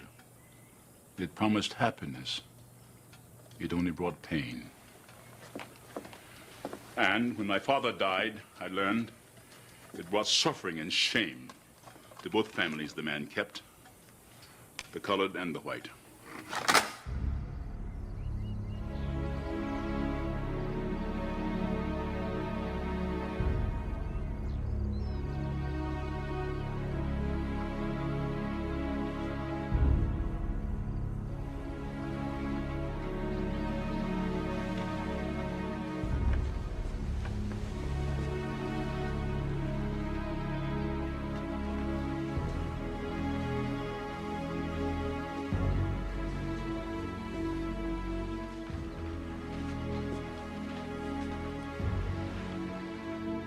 Qu'elle m'entend. It can't be. It can't be. Stay away from me. He's my father.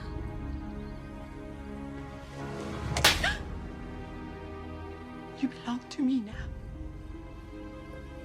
You will do what I tell you to do. Qu'elle m'entend.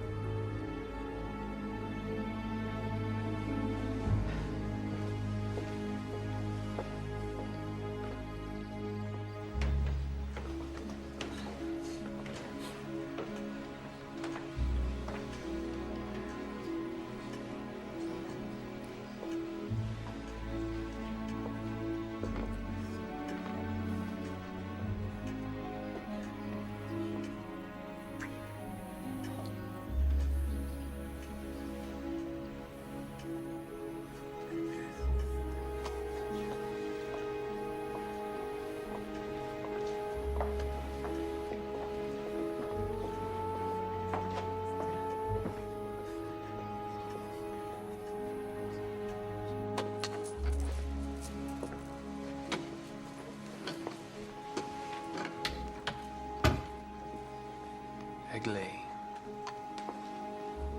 Philippe Ferrenaire. To die like that. Eglay, if you're blaming yourself for this, I won't allow it. If you hadn't moved to take the reins of this plantation when you did, we could have lost it. Did he die in this woman's arms?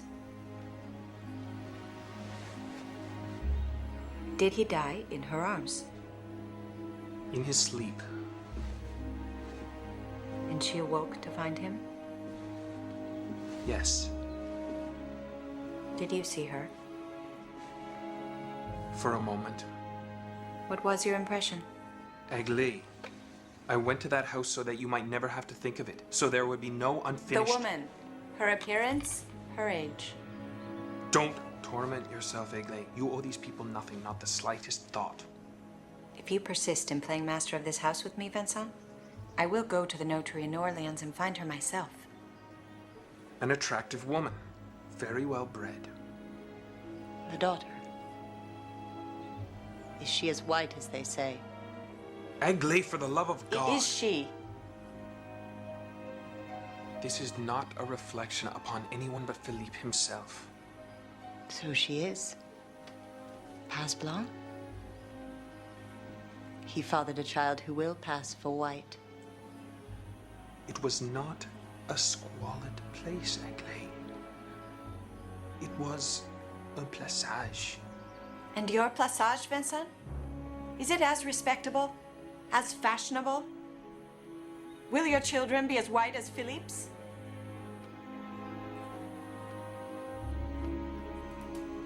A week ago.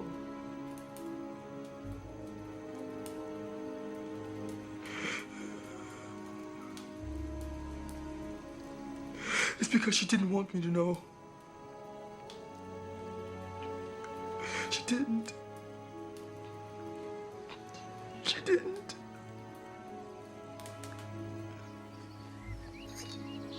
If he hadn't died here in this house, I don't think I believe he's dead. I think I'd spend the rest of my life waiting for him to come in that door.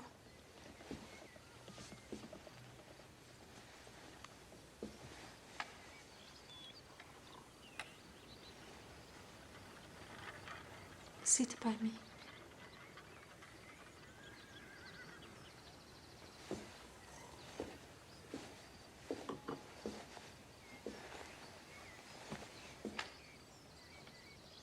So fair.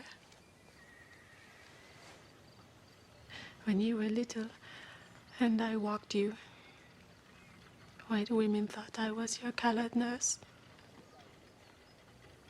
You are as beautiful as everyone says you are. And I've been jealous of you since the day you were born. Mama, don't say that. It's true. I hated your beauty, while other mothers would have been proud. Then don't talk of it. We mustn't talk of it. We must talk. I have $75.75. How long do you think we can live on that? If you walked into that ballroom, Marie, every man there would fall on his knees. But Maman, I love Ri'chard Lermontant. I know. But the Lermontants will pay Marcel a pittance, and he will live threadbare and bitter all his days. Then he should come home. These are decisions we should make together. Marcel can't change anything. You can, Marie. Those men will do whatever you want. They'll send Marcel to the ends of the world if you ask them to. You can do that. Just make it clear in the beginning. They sent him to Paris, or they don't have you. And they will want you. With that white skin of yours, they'll want you. No! Get away from me! You can send him to Paris to be a man. Stop it! Do you think I would live the way I've seen you live? You want me to turn my back on Ri'chard for that? Marie, listen. No! You would sell me on the block for my brother, wouldn't you? But you don't know Marcel. He would never let that happen. And you don't know me. Or you would never have shown your soul to me. The soul of a whore. Marie! Marie!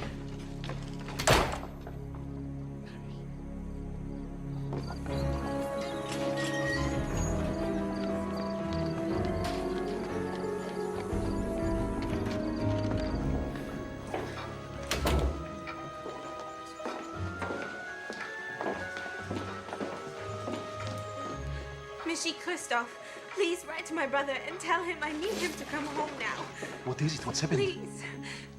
Please. Ri'chard. Christophe didn't say anything to alarm me about Marie's situation. Just insisted I come home. I admire that you chose to go back and speak for your sister to make your own way in the world. Merci, Tante Josette, for everything.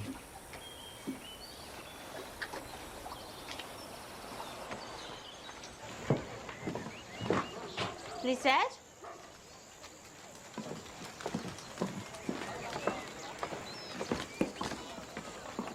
Lisette?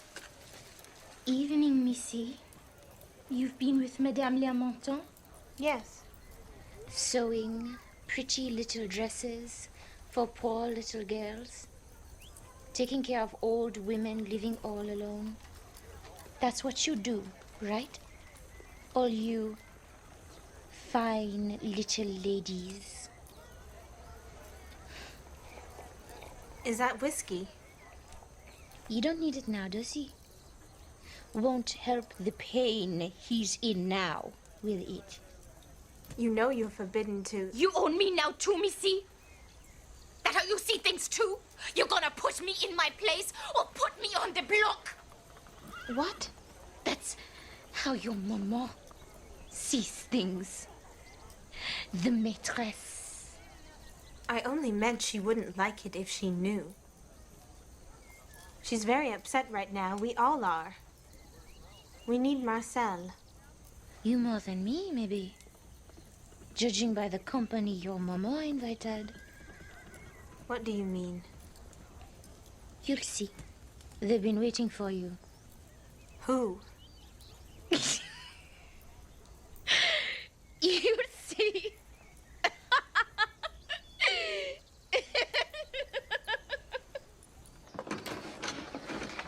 Perhaps the agony and the ecstasy of motherhood are intertwined, Cecile. Who can say? Maybe it's an agony you were spared. Marie, come in. Someone is here to pay a visit.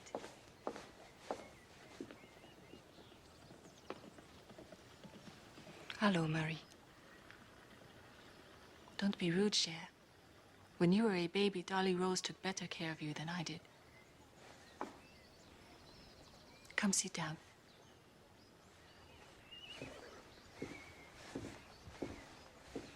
Marie is working for the Benevolent Society with Madame Lamontant. That's a very generous thing to do. The kind of thing wealthy women do. Marie sees herself as wealthy. And she sees me as a whore. That is what you said, isn't it? That I had a soul of a whore.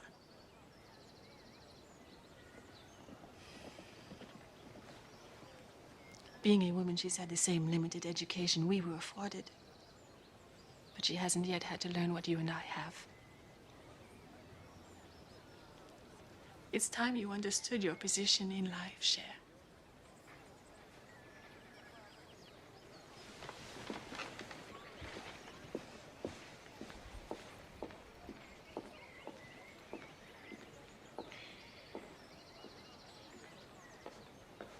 I would like for you to leave now, Madame.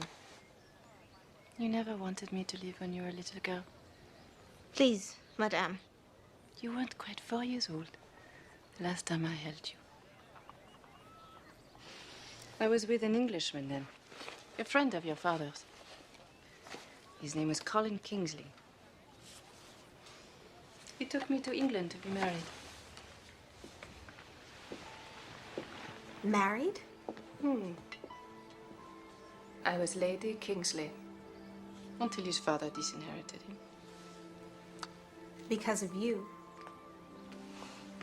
Because of my ancestors. Before I found out about them, his father quite adored me, actually. So your husband left you then? A year later, he died. Consumption.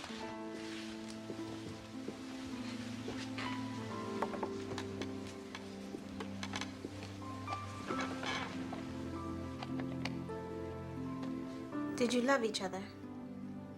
Madly. Then how can you do what you do? I felt the same way about Plessage as you. I made a different choice. I have another choice. Ri'chard Lamontant, oui. She wants me to feel guilty about that. She doesn't want you to judge her so harshly. She wants you to think beyond your years, beyond your own experience.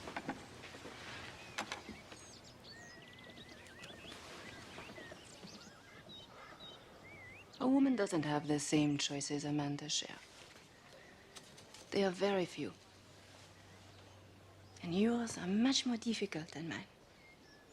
I didn't have a mother or a brother to think about. I was alone. And I didn't care what people said about me or thought about me. I survived. That was all that mattered. And as it turns out, I've more than survived. Because I have learned what men want and the price they are willing to pay for it. deal in flesh here. And I don't make judgments about its temptations or its weaknesses. I just know its value to the men who must have its pleasures. And I do it without the illusion of love or romance or some foolish dream of aristocracy that comes with placage. But I can tell you with all certainty, your mother is right. Those same men who cannot take their eyes off you coming down the communion rail at Mass on Sunday will pay anything, anything, for the pleasure of holding you. Of owning me. Yes. Like a slave. If you see it that way. I will never see it any other way. Then your choice is an easy one.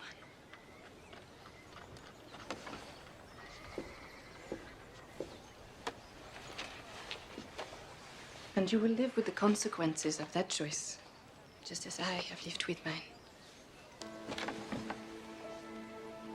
I've enjoyed being with you, Marie.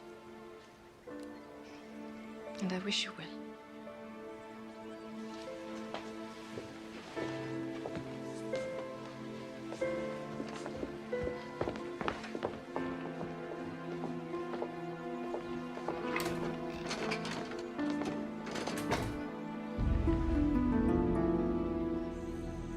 They want me to go to the balls, Lisette.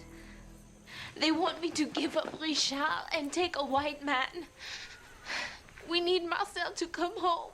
We need him to come home now. What the hell damn can he do, Missy? He's just a child. He'll help me. Like he helped me be free? He tried. And here I am. Here we both are. And your maman ready to sell us both. I don't know what to do. Maybe what we need some magic. Don't talk like that. Some powerful magic. Make them leave you alone till your brother comes home. Make those white men look away from you. Voodoo. It's evil. Evil's what they want you to do. We get you a charm, Missy. Those white men won't even look at you when you pass in the street. Makes no difference what your maman says, what anybody say. They can talk themselves sick to those fine gentlemen. You got you a charm. None of them's gonna want you like they say. That's what we're gonna do, Missy. We're gonna get you a charm.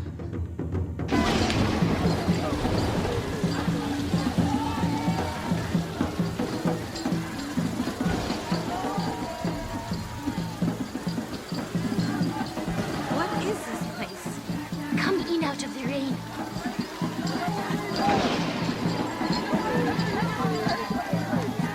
Let this girl inside, Madame Lola.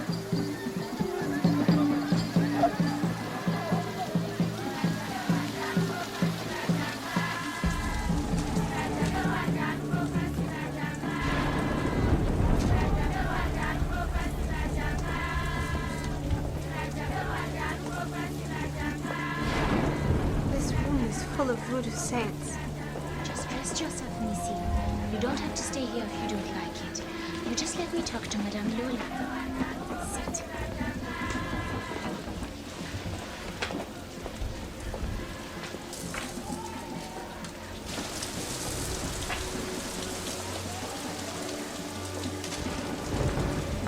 This is my mistress, Madame Lola.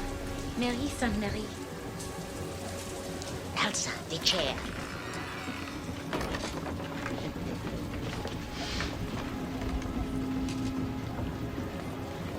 I know this girl. Lisette, get your mistress some tea. Let the pretty girl talk to me.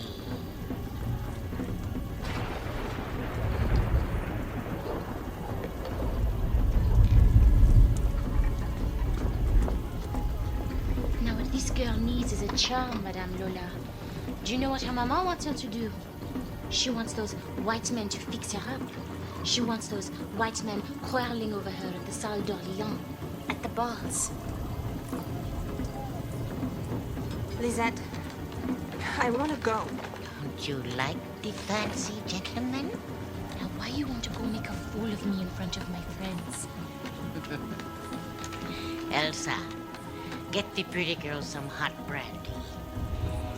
You must be freezing cold.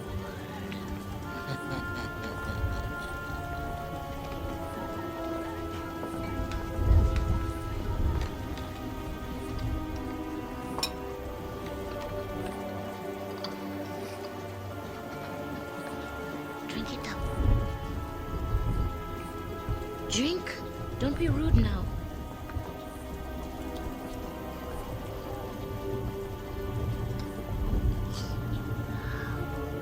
Too hot? Let me cool it down. The brandy might be too strong for such a young thing. Let me put a little sweetness in it. There. Now drink it all up. That's better. Not too strong? No. Soothing, no? Yes, thank you. Lisette, we should go. The charm. You came for the charm, no? Oui. A charm to take away all her charms.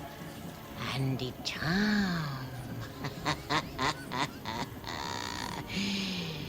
You need a powerful charm to kill these charms.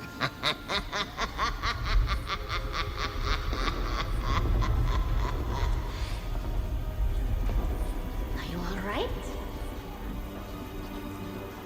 Yes. Lisette, we need to...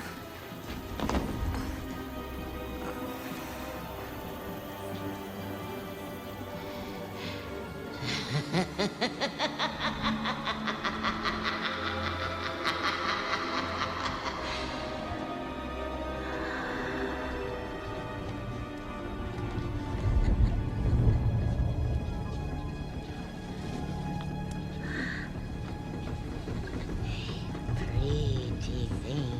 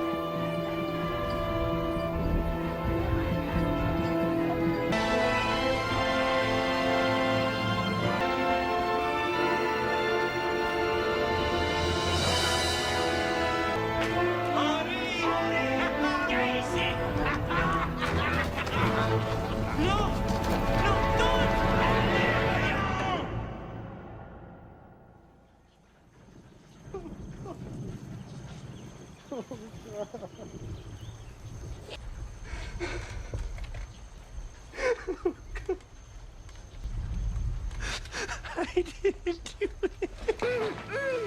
I didn't touch you. Michi, what are you doing? You get out of here. You stay here.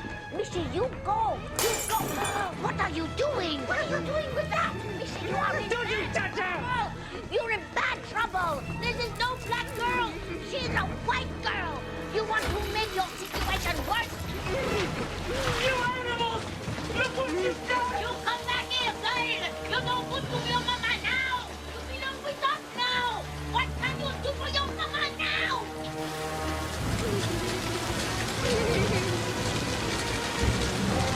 Hey! I'm coming! I'll help you!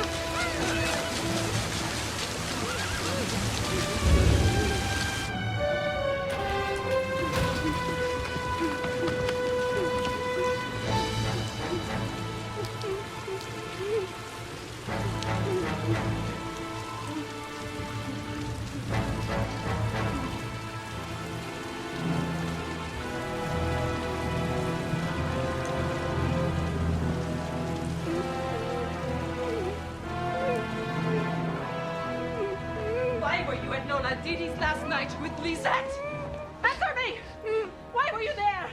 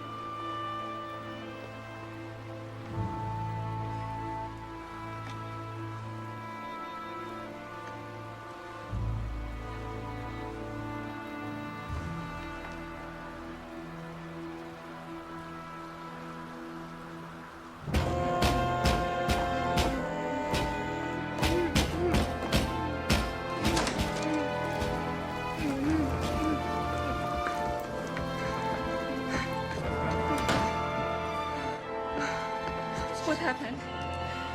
What happened?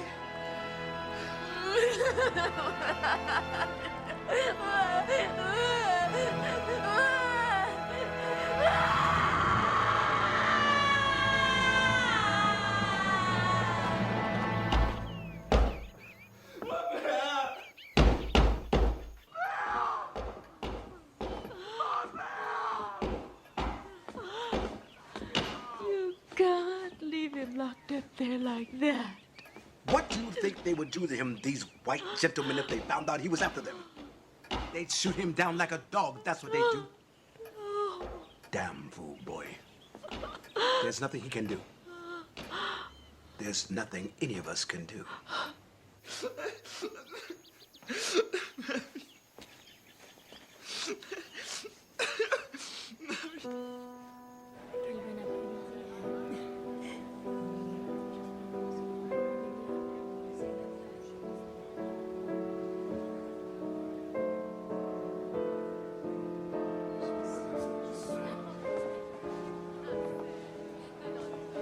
You risk your reputation by coming here, Miss Monroe. I came to take her home with me. You are a good friend. I'd like to see her now, please. She won't leave. Why not? The very reason she came. It wasn't her fault what happened to her. That doesn't change the way she feels about herself. I want to talk to her. So do I. But she cannot speak. She won't speak. You just said she. It wasn't anything that she said. It's what I know. Sometimes they go to church. And sometimes they come here. You can't keep her here. There are worse places, Miss Monroe. I meant no offense. There is none taken. And I do hope she goes with you. But she would be the first.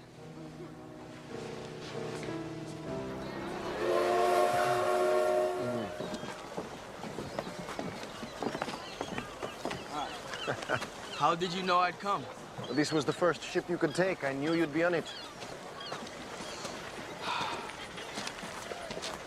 What is it? Promise me that when I finish telling you, you won't do anything without my knowledge or permission. What happened? Swear. I swear.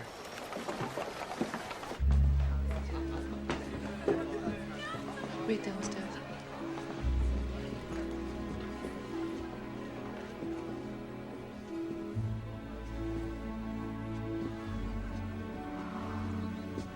Marie. Marie.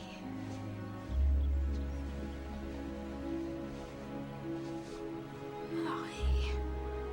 Oh, Marie. Please don't shut me out.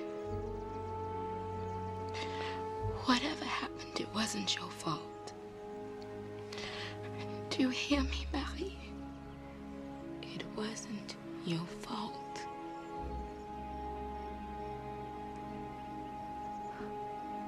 They knew. What? I belong in this house. Marie, no. I believe. Marie,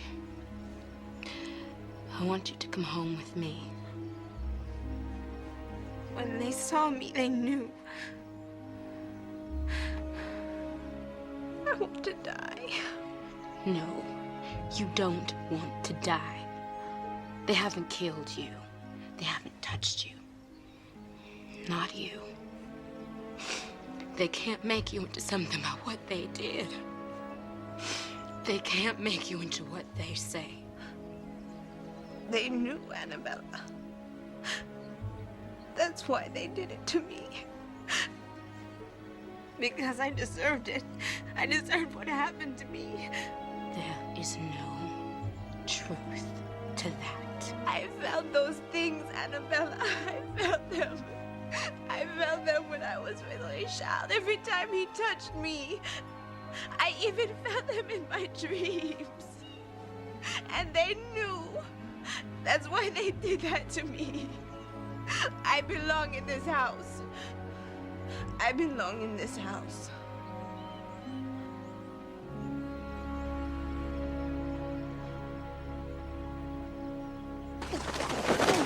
I have to go now! She doesn't want to see you! She doesn't want anyone to see her! She needed me here! She needed me! You're here now! And she needs you to keep your wits about you! It's my fault! Stop that adolescent whining! It's my fault! Stop it! The world doesn't revolve around you, Marcel Sainte-Marie. Your actions didn't influence a pack of rapists to go and attack Marie. What you did or didn't do has nothing to do with Lisette's need to seek some kind of revenge against your father for his sins against her. You can only take responsibility for your own actions and no one else's. Do you understand? Do you understand?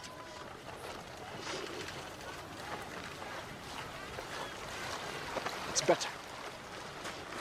You sure it was Lisette who took her there? They were seen leaving your cottage together, and Lisette has disappeared. She got that voodoo in! No! Dazencourt had the police raid Lola Didi's house and shut it down. Dazencourt? He's challenged all 5 men. 5? Apparently, Alcide Lemaitre was the leader. Dazencourt called him out the next day and killed him. Today at noon, he killed a man named Charles Dupré. 2 others are already at sea, bound for France. The 5th was no older than you. Henri Dulande.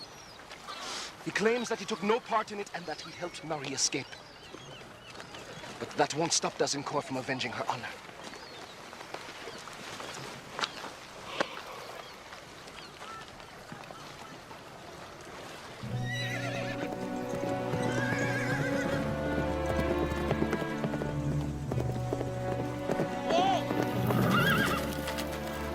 You know who I am.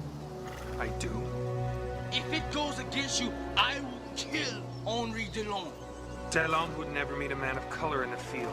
Then I'll shoot him down. And they'll kill you regardless of your cause. That doesn't matter. It will not go against me. Ah!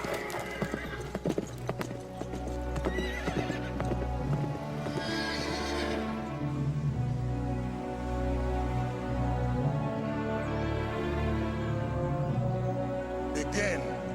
1, 2, 3, 4, 5, 6, 7, 8, 9, 10.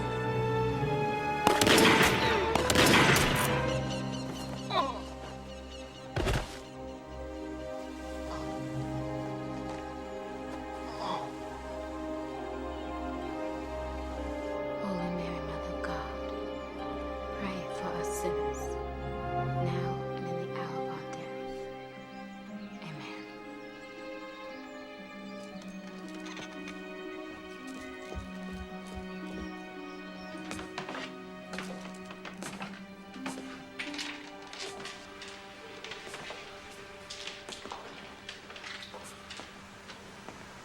Miss Vance. Your arm. Annabella. You and I. That baby. It should never have happened. It should never have happened, no matter how great the loneliness. And how great, finally, the love. I understand, Miss Vance. I don't. I'm afraid I won't be able to walk out that door now that I've come back through it. Annabella, I've needed you so much. I love you so much. Why did I do this to you? Why did I do it to myself?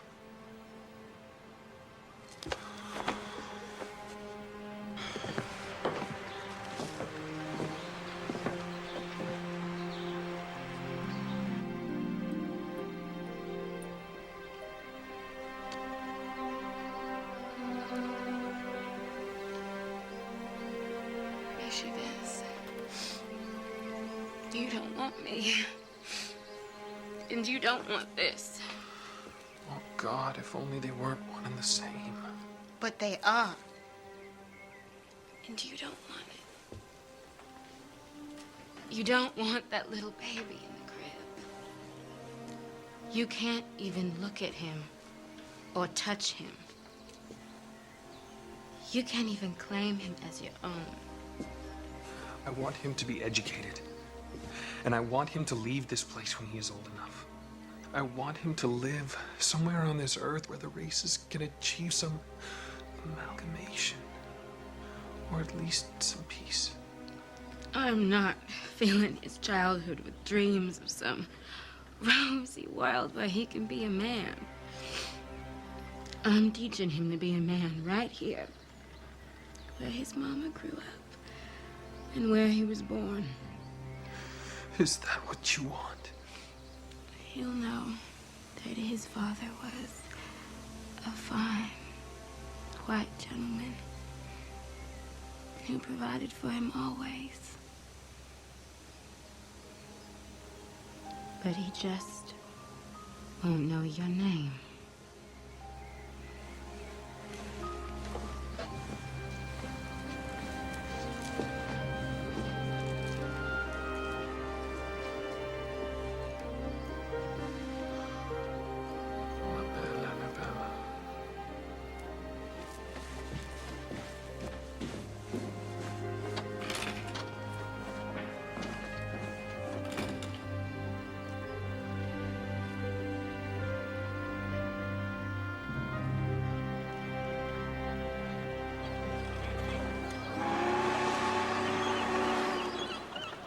Remember, the cottage is yours now.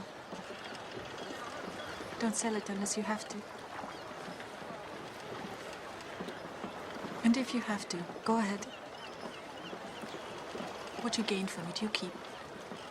I will be quite all right with your Tante Josette. Marcel, tell your mother you will come to see her. Tell her farewell. And what do I tell my sister? Tell me, what do I say to my sister for you?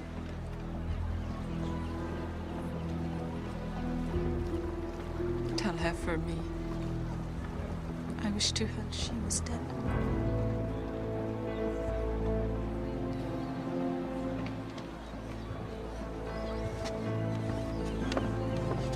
God help you, Mama! God help you. Marcel, it wasn't for you. It was all for you. Cecile, he knows.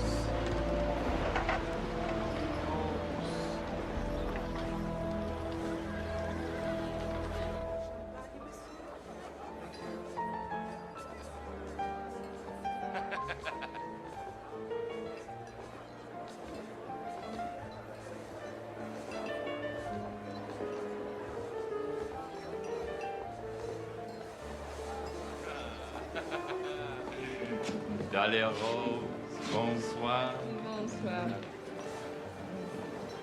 And who is this enchanting creature? Mary Saint Mary, Monsieur Robert Beauchamp. Mademoiselle.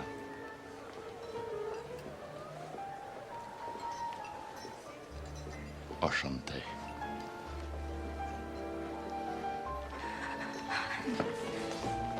Attendez, qu'est-ce que c'est, votre fête?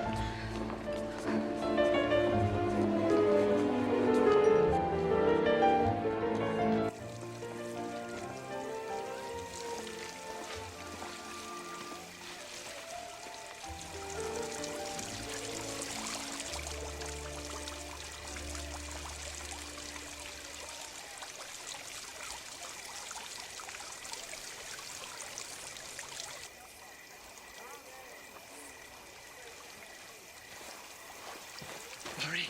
Marie! Let me go! It's me, Ri'chard. Ri'chard, you must go away from here. If you do not go away, I will scream. I will scream now. Scream your lungs out. I will not leave here without you. You don't know me, Ri'chard. But you know me. I will not leave. I'm not the same. Neither am I. You don't know. You don't know what I've done. I know that none of it would have happened if I had been with you. And you know it too, Marie. You do. Nothing bad will ever happen to you again. Because I won't let anything or anyone ever come between us again. I love you, Marie. I love you. You're coming with me now. Come on.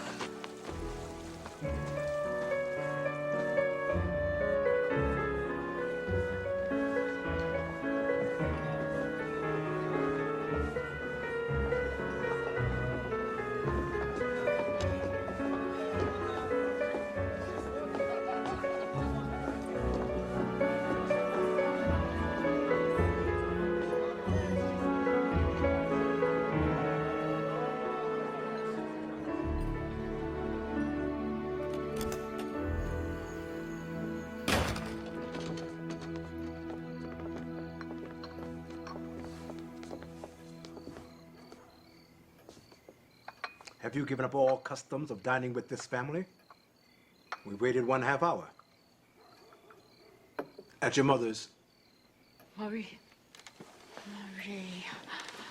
Madame? We will be in my sitting room, monsieur.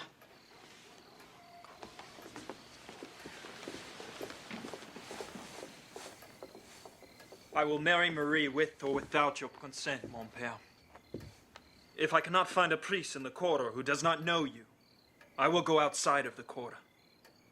But I will have witnesses.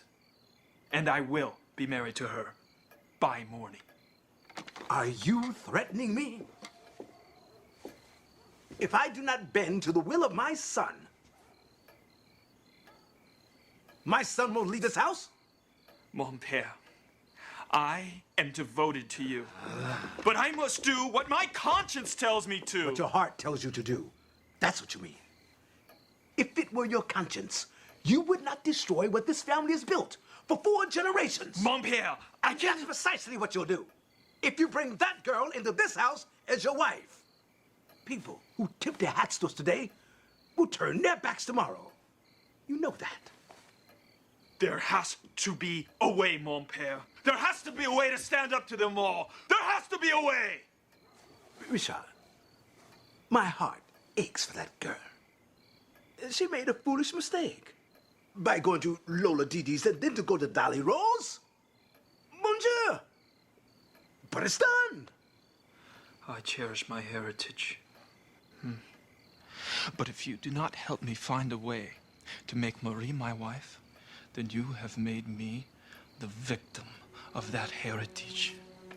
You have made me the victim of everything that you have worked so hard for. The victim, mon père. Not its heir.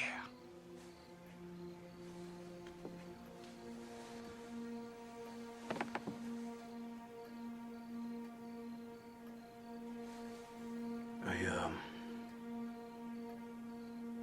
never wanted to consent to you going to Paris. Not after I saw what it did to my brother.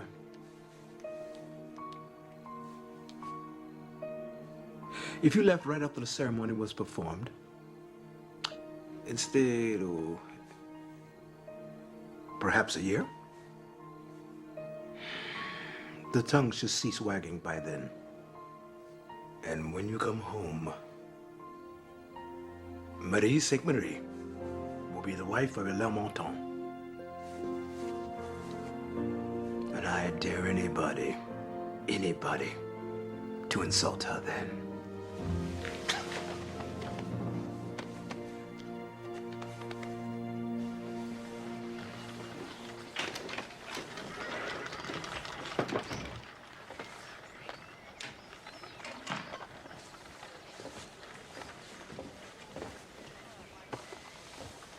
It isn't often I find a beautiful woman in my house. Well, the house definitely needed a woman. Beautiful or otherwise. And how is it that Miss Vance let you slip away? There is no more Miss Vance. But he came to your house today. To say goodbye. You love him, don't you? I've never in my life stopped loving anyone once I started. Don't guess I ever will. Whether it was yesterday or a long time ago. I missed you, Annabella. I missed you too. Where's your baby? With Selena. Your slave. She's a free woman and an honest one. She works for wages. I, on the other hand, would be content to merely share a pot of soup. A glass of wine? Or 2. I just happen to have a good bottle in the pantry. Pantry's locked. No, you just turned the latch. I did. It's locked from the inside. From inside? Mm-hmm. No, you can't lock it from inside unless you're in it. Well, if she's in there, she's drunk. I know she's in there! Lisette! Lisette! Marcel, don't do anything crazy. Just give her a chance to tell you what happened. You don't know what really happened. Lisette! You don't know.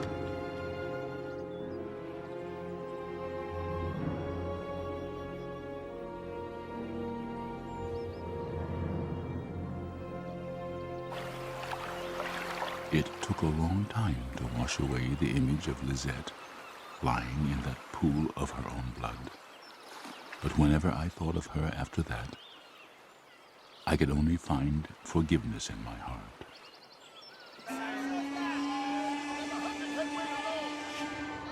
Come here.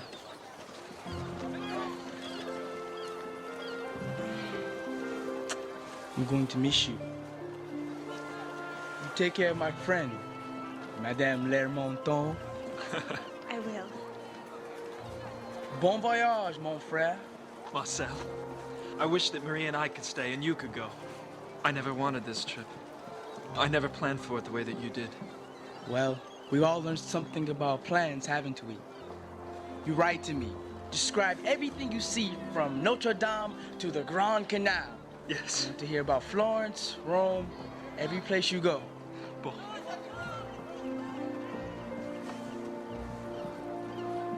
You may be seeing me off after a wedding someday soon, mon cher.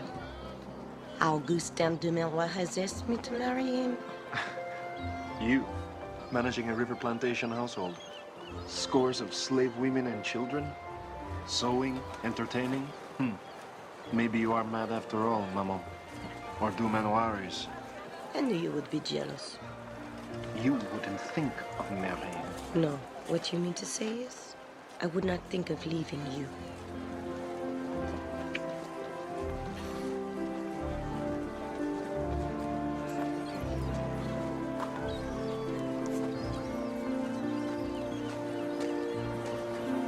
Did you think he was going to be a boy forever?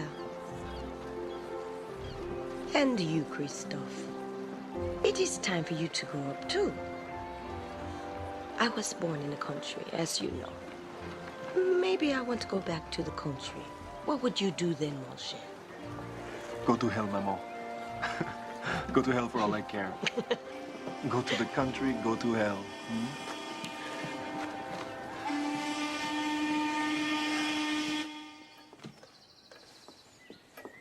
For us, a proper feast, and for you, my last day as a man of means.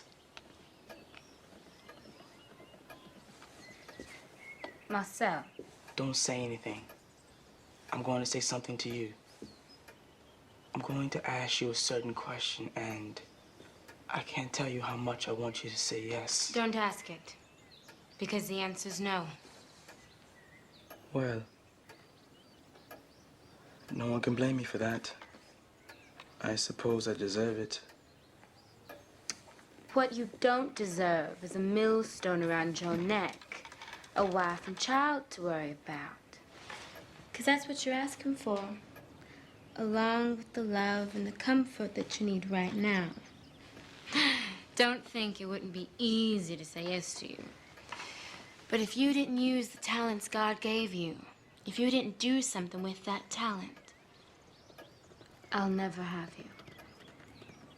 Talent? What talent? Do you remember what you said to me the night Jean-Jacques died? You said, Annabella, if I hadn't been born rich, I would have been happy doing what that old man did. Well, ma chère, Jean-Jacques is dead. And I never learned the cabinet maker's trade. You don't understand. What you loved about that old man was that he got his hands dirty doing what he loved. He got down in the dirt with his hammer and his chisels and his nails. You had an eye to see the greatness in him, to see the difference between something ordinary and something beautiful and quite fine.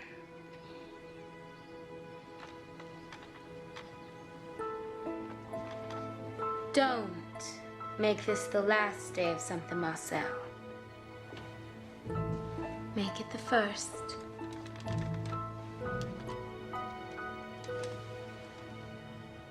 Why not? Well, I wouldn't have to sell the cottage. I could use it as collateral. Do it, Marcel. Do it for yourself. Don't ever leave me, Annabella. I won't.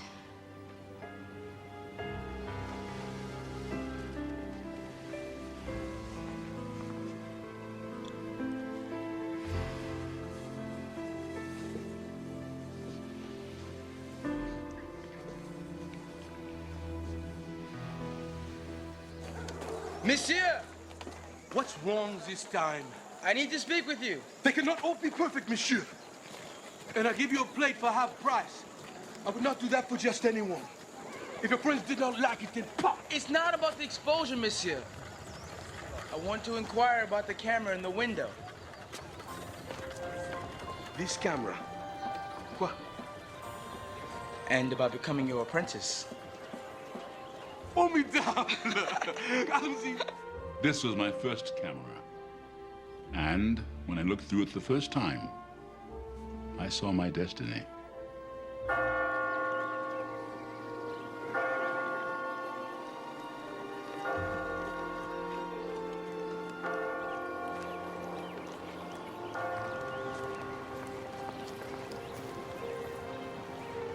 Allez. Allez.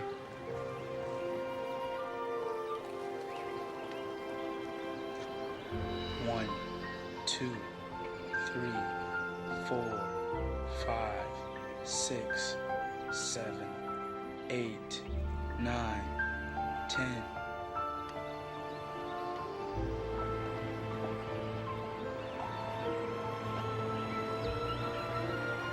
C'est bon.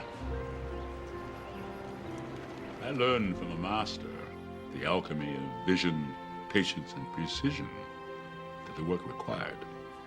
The small universe around me was mine to capture.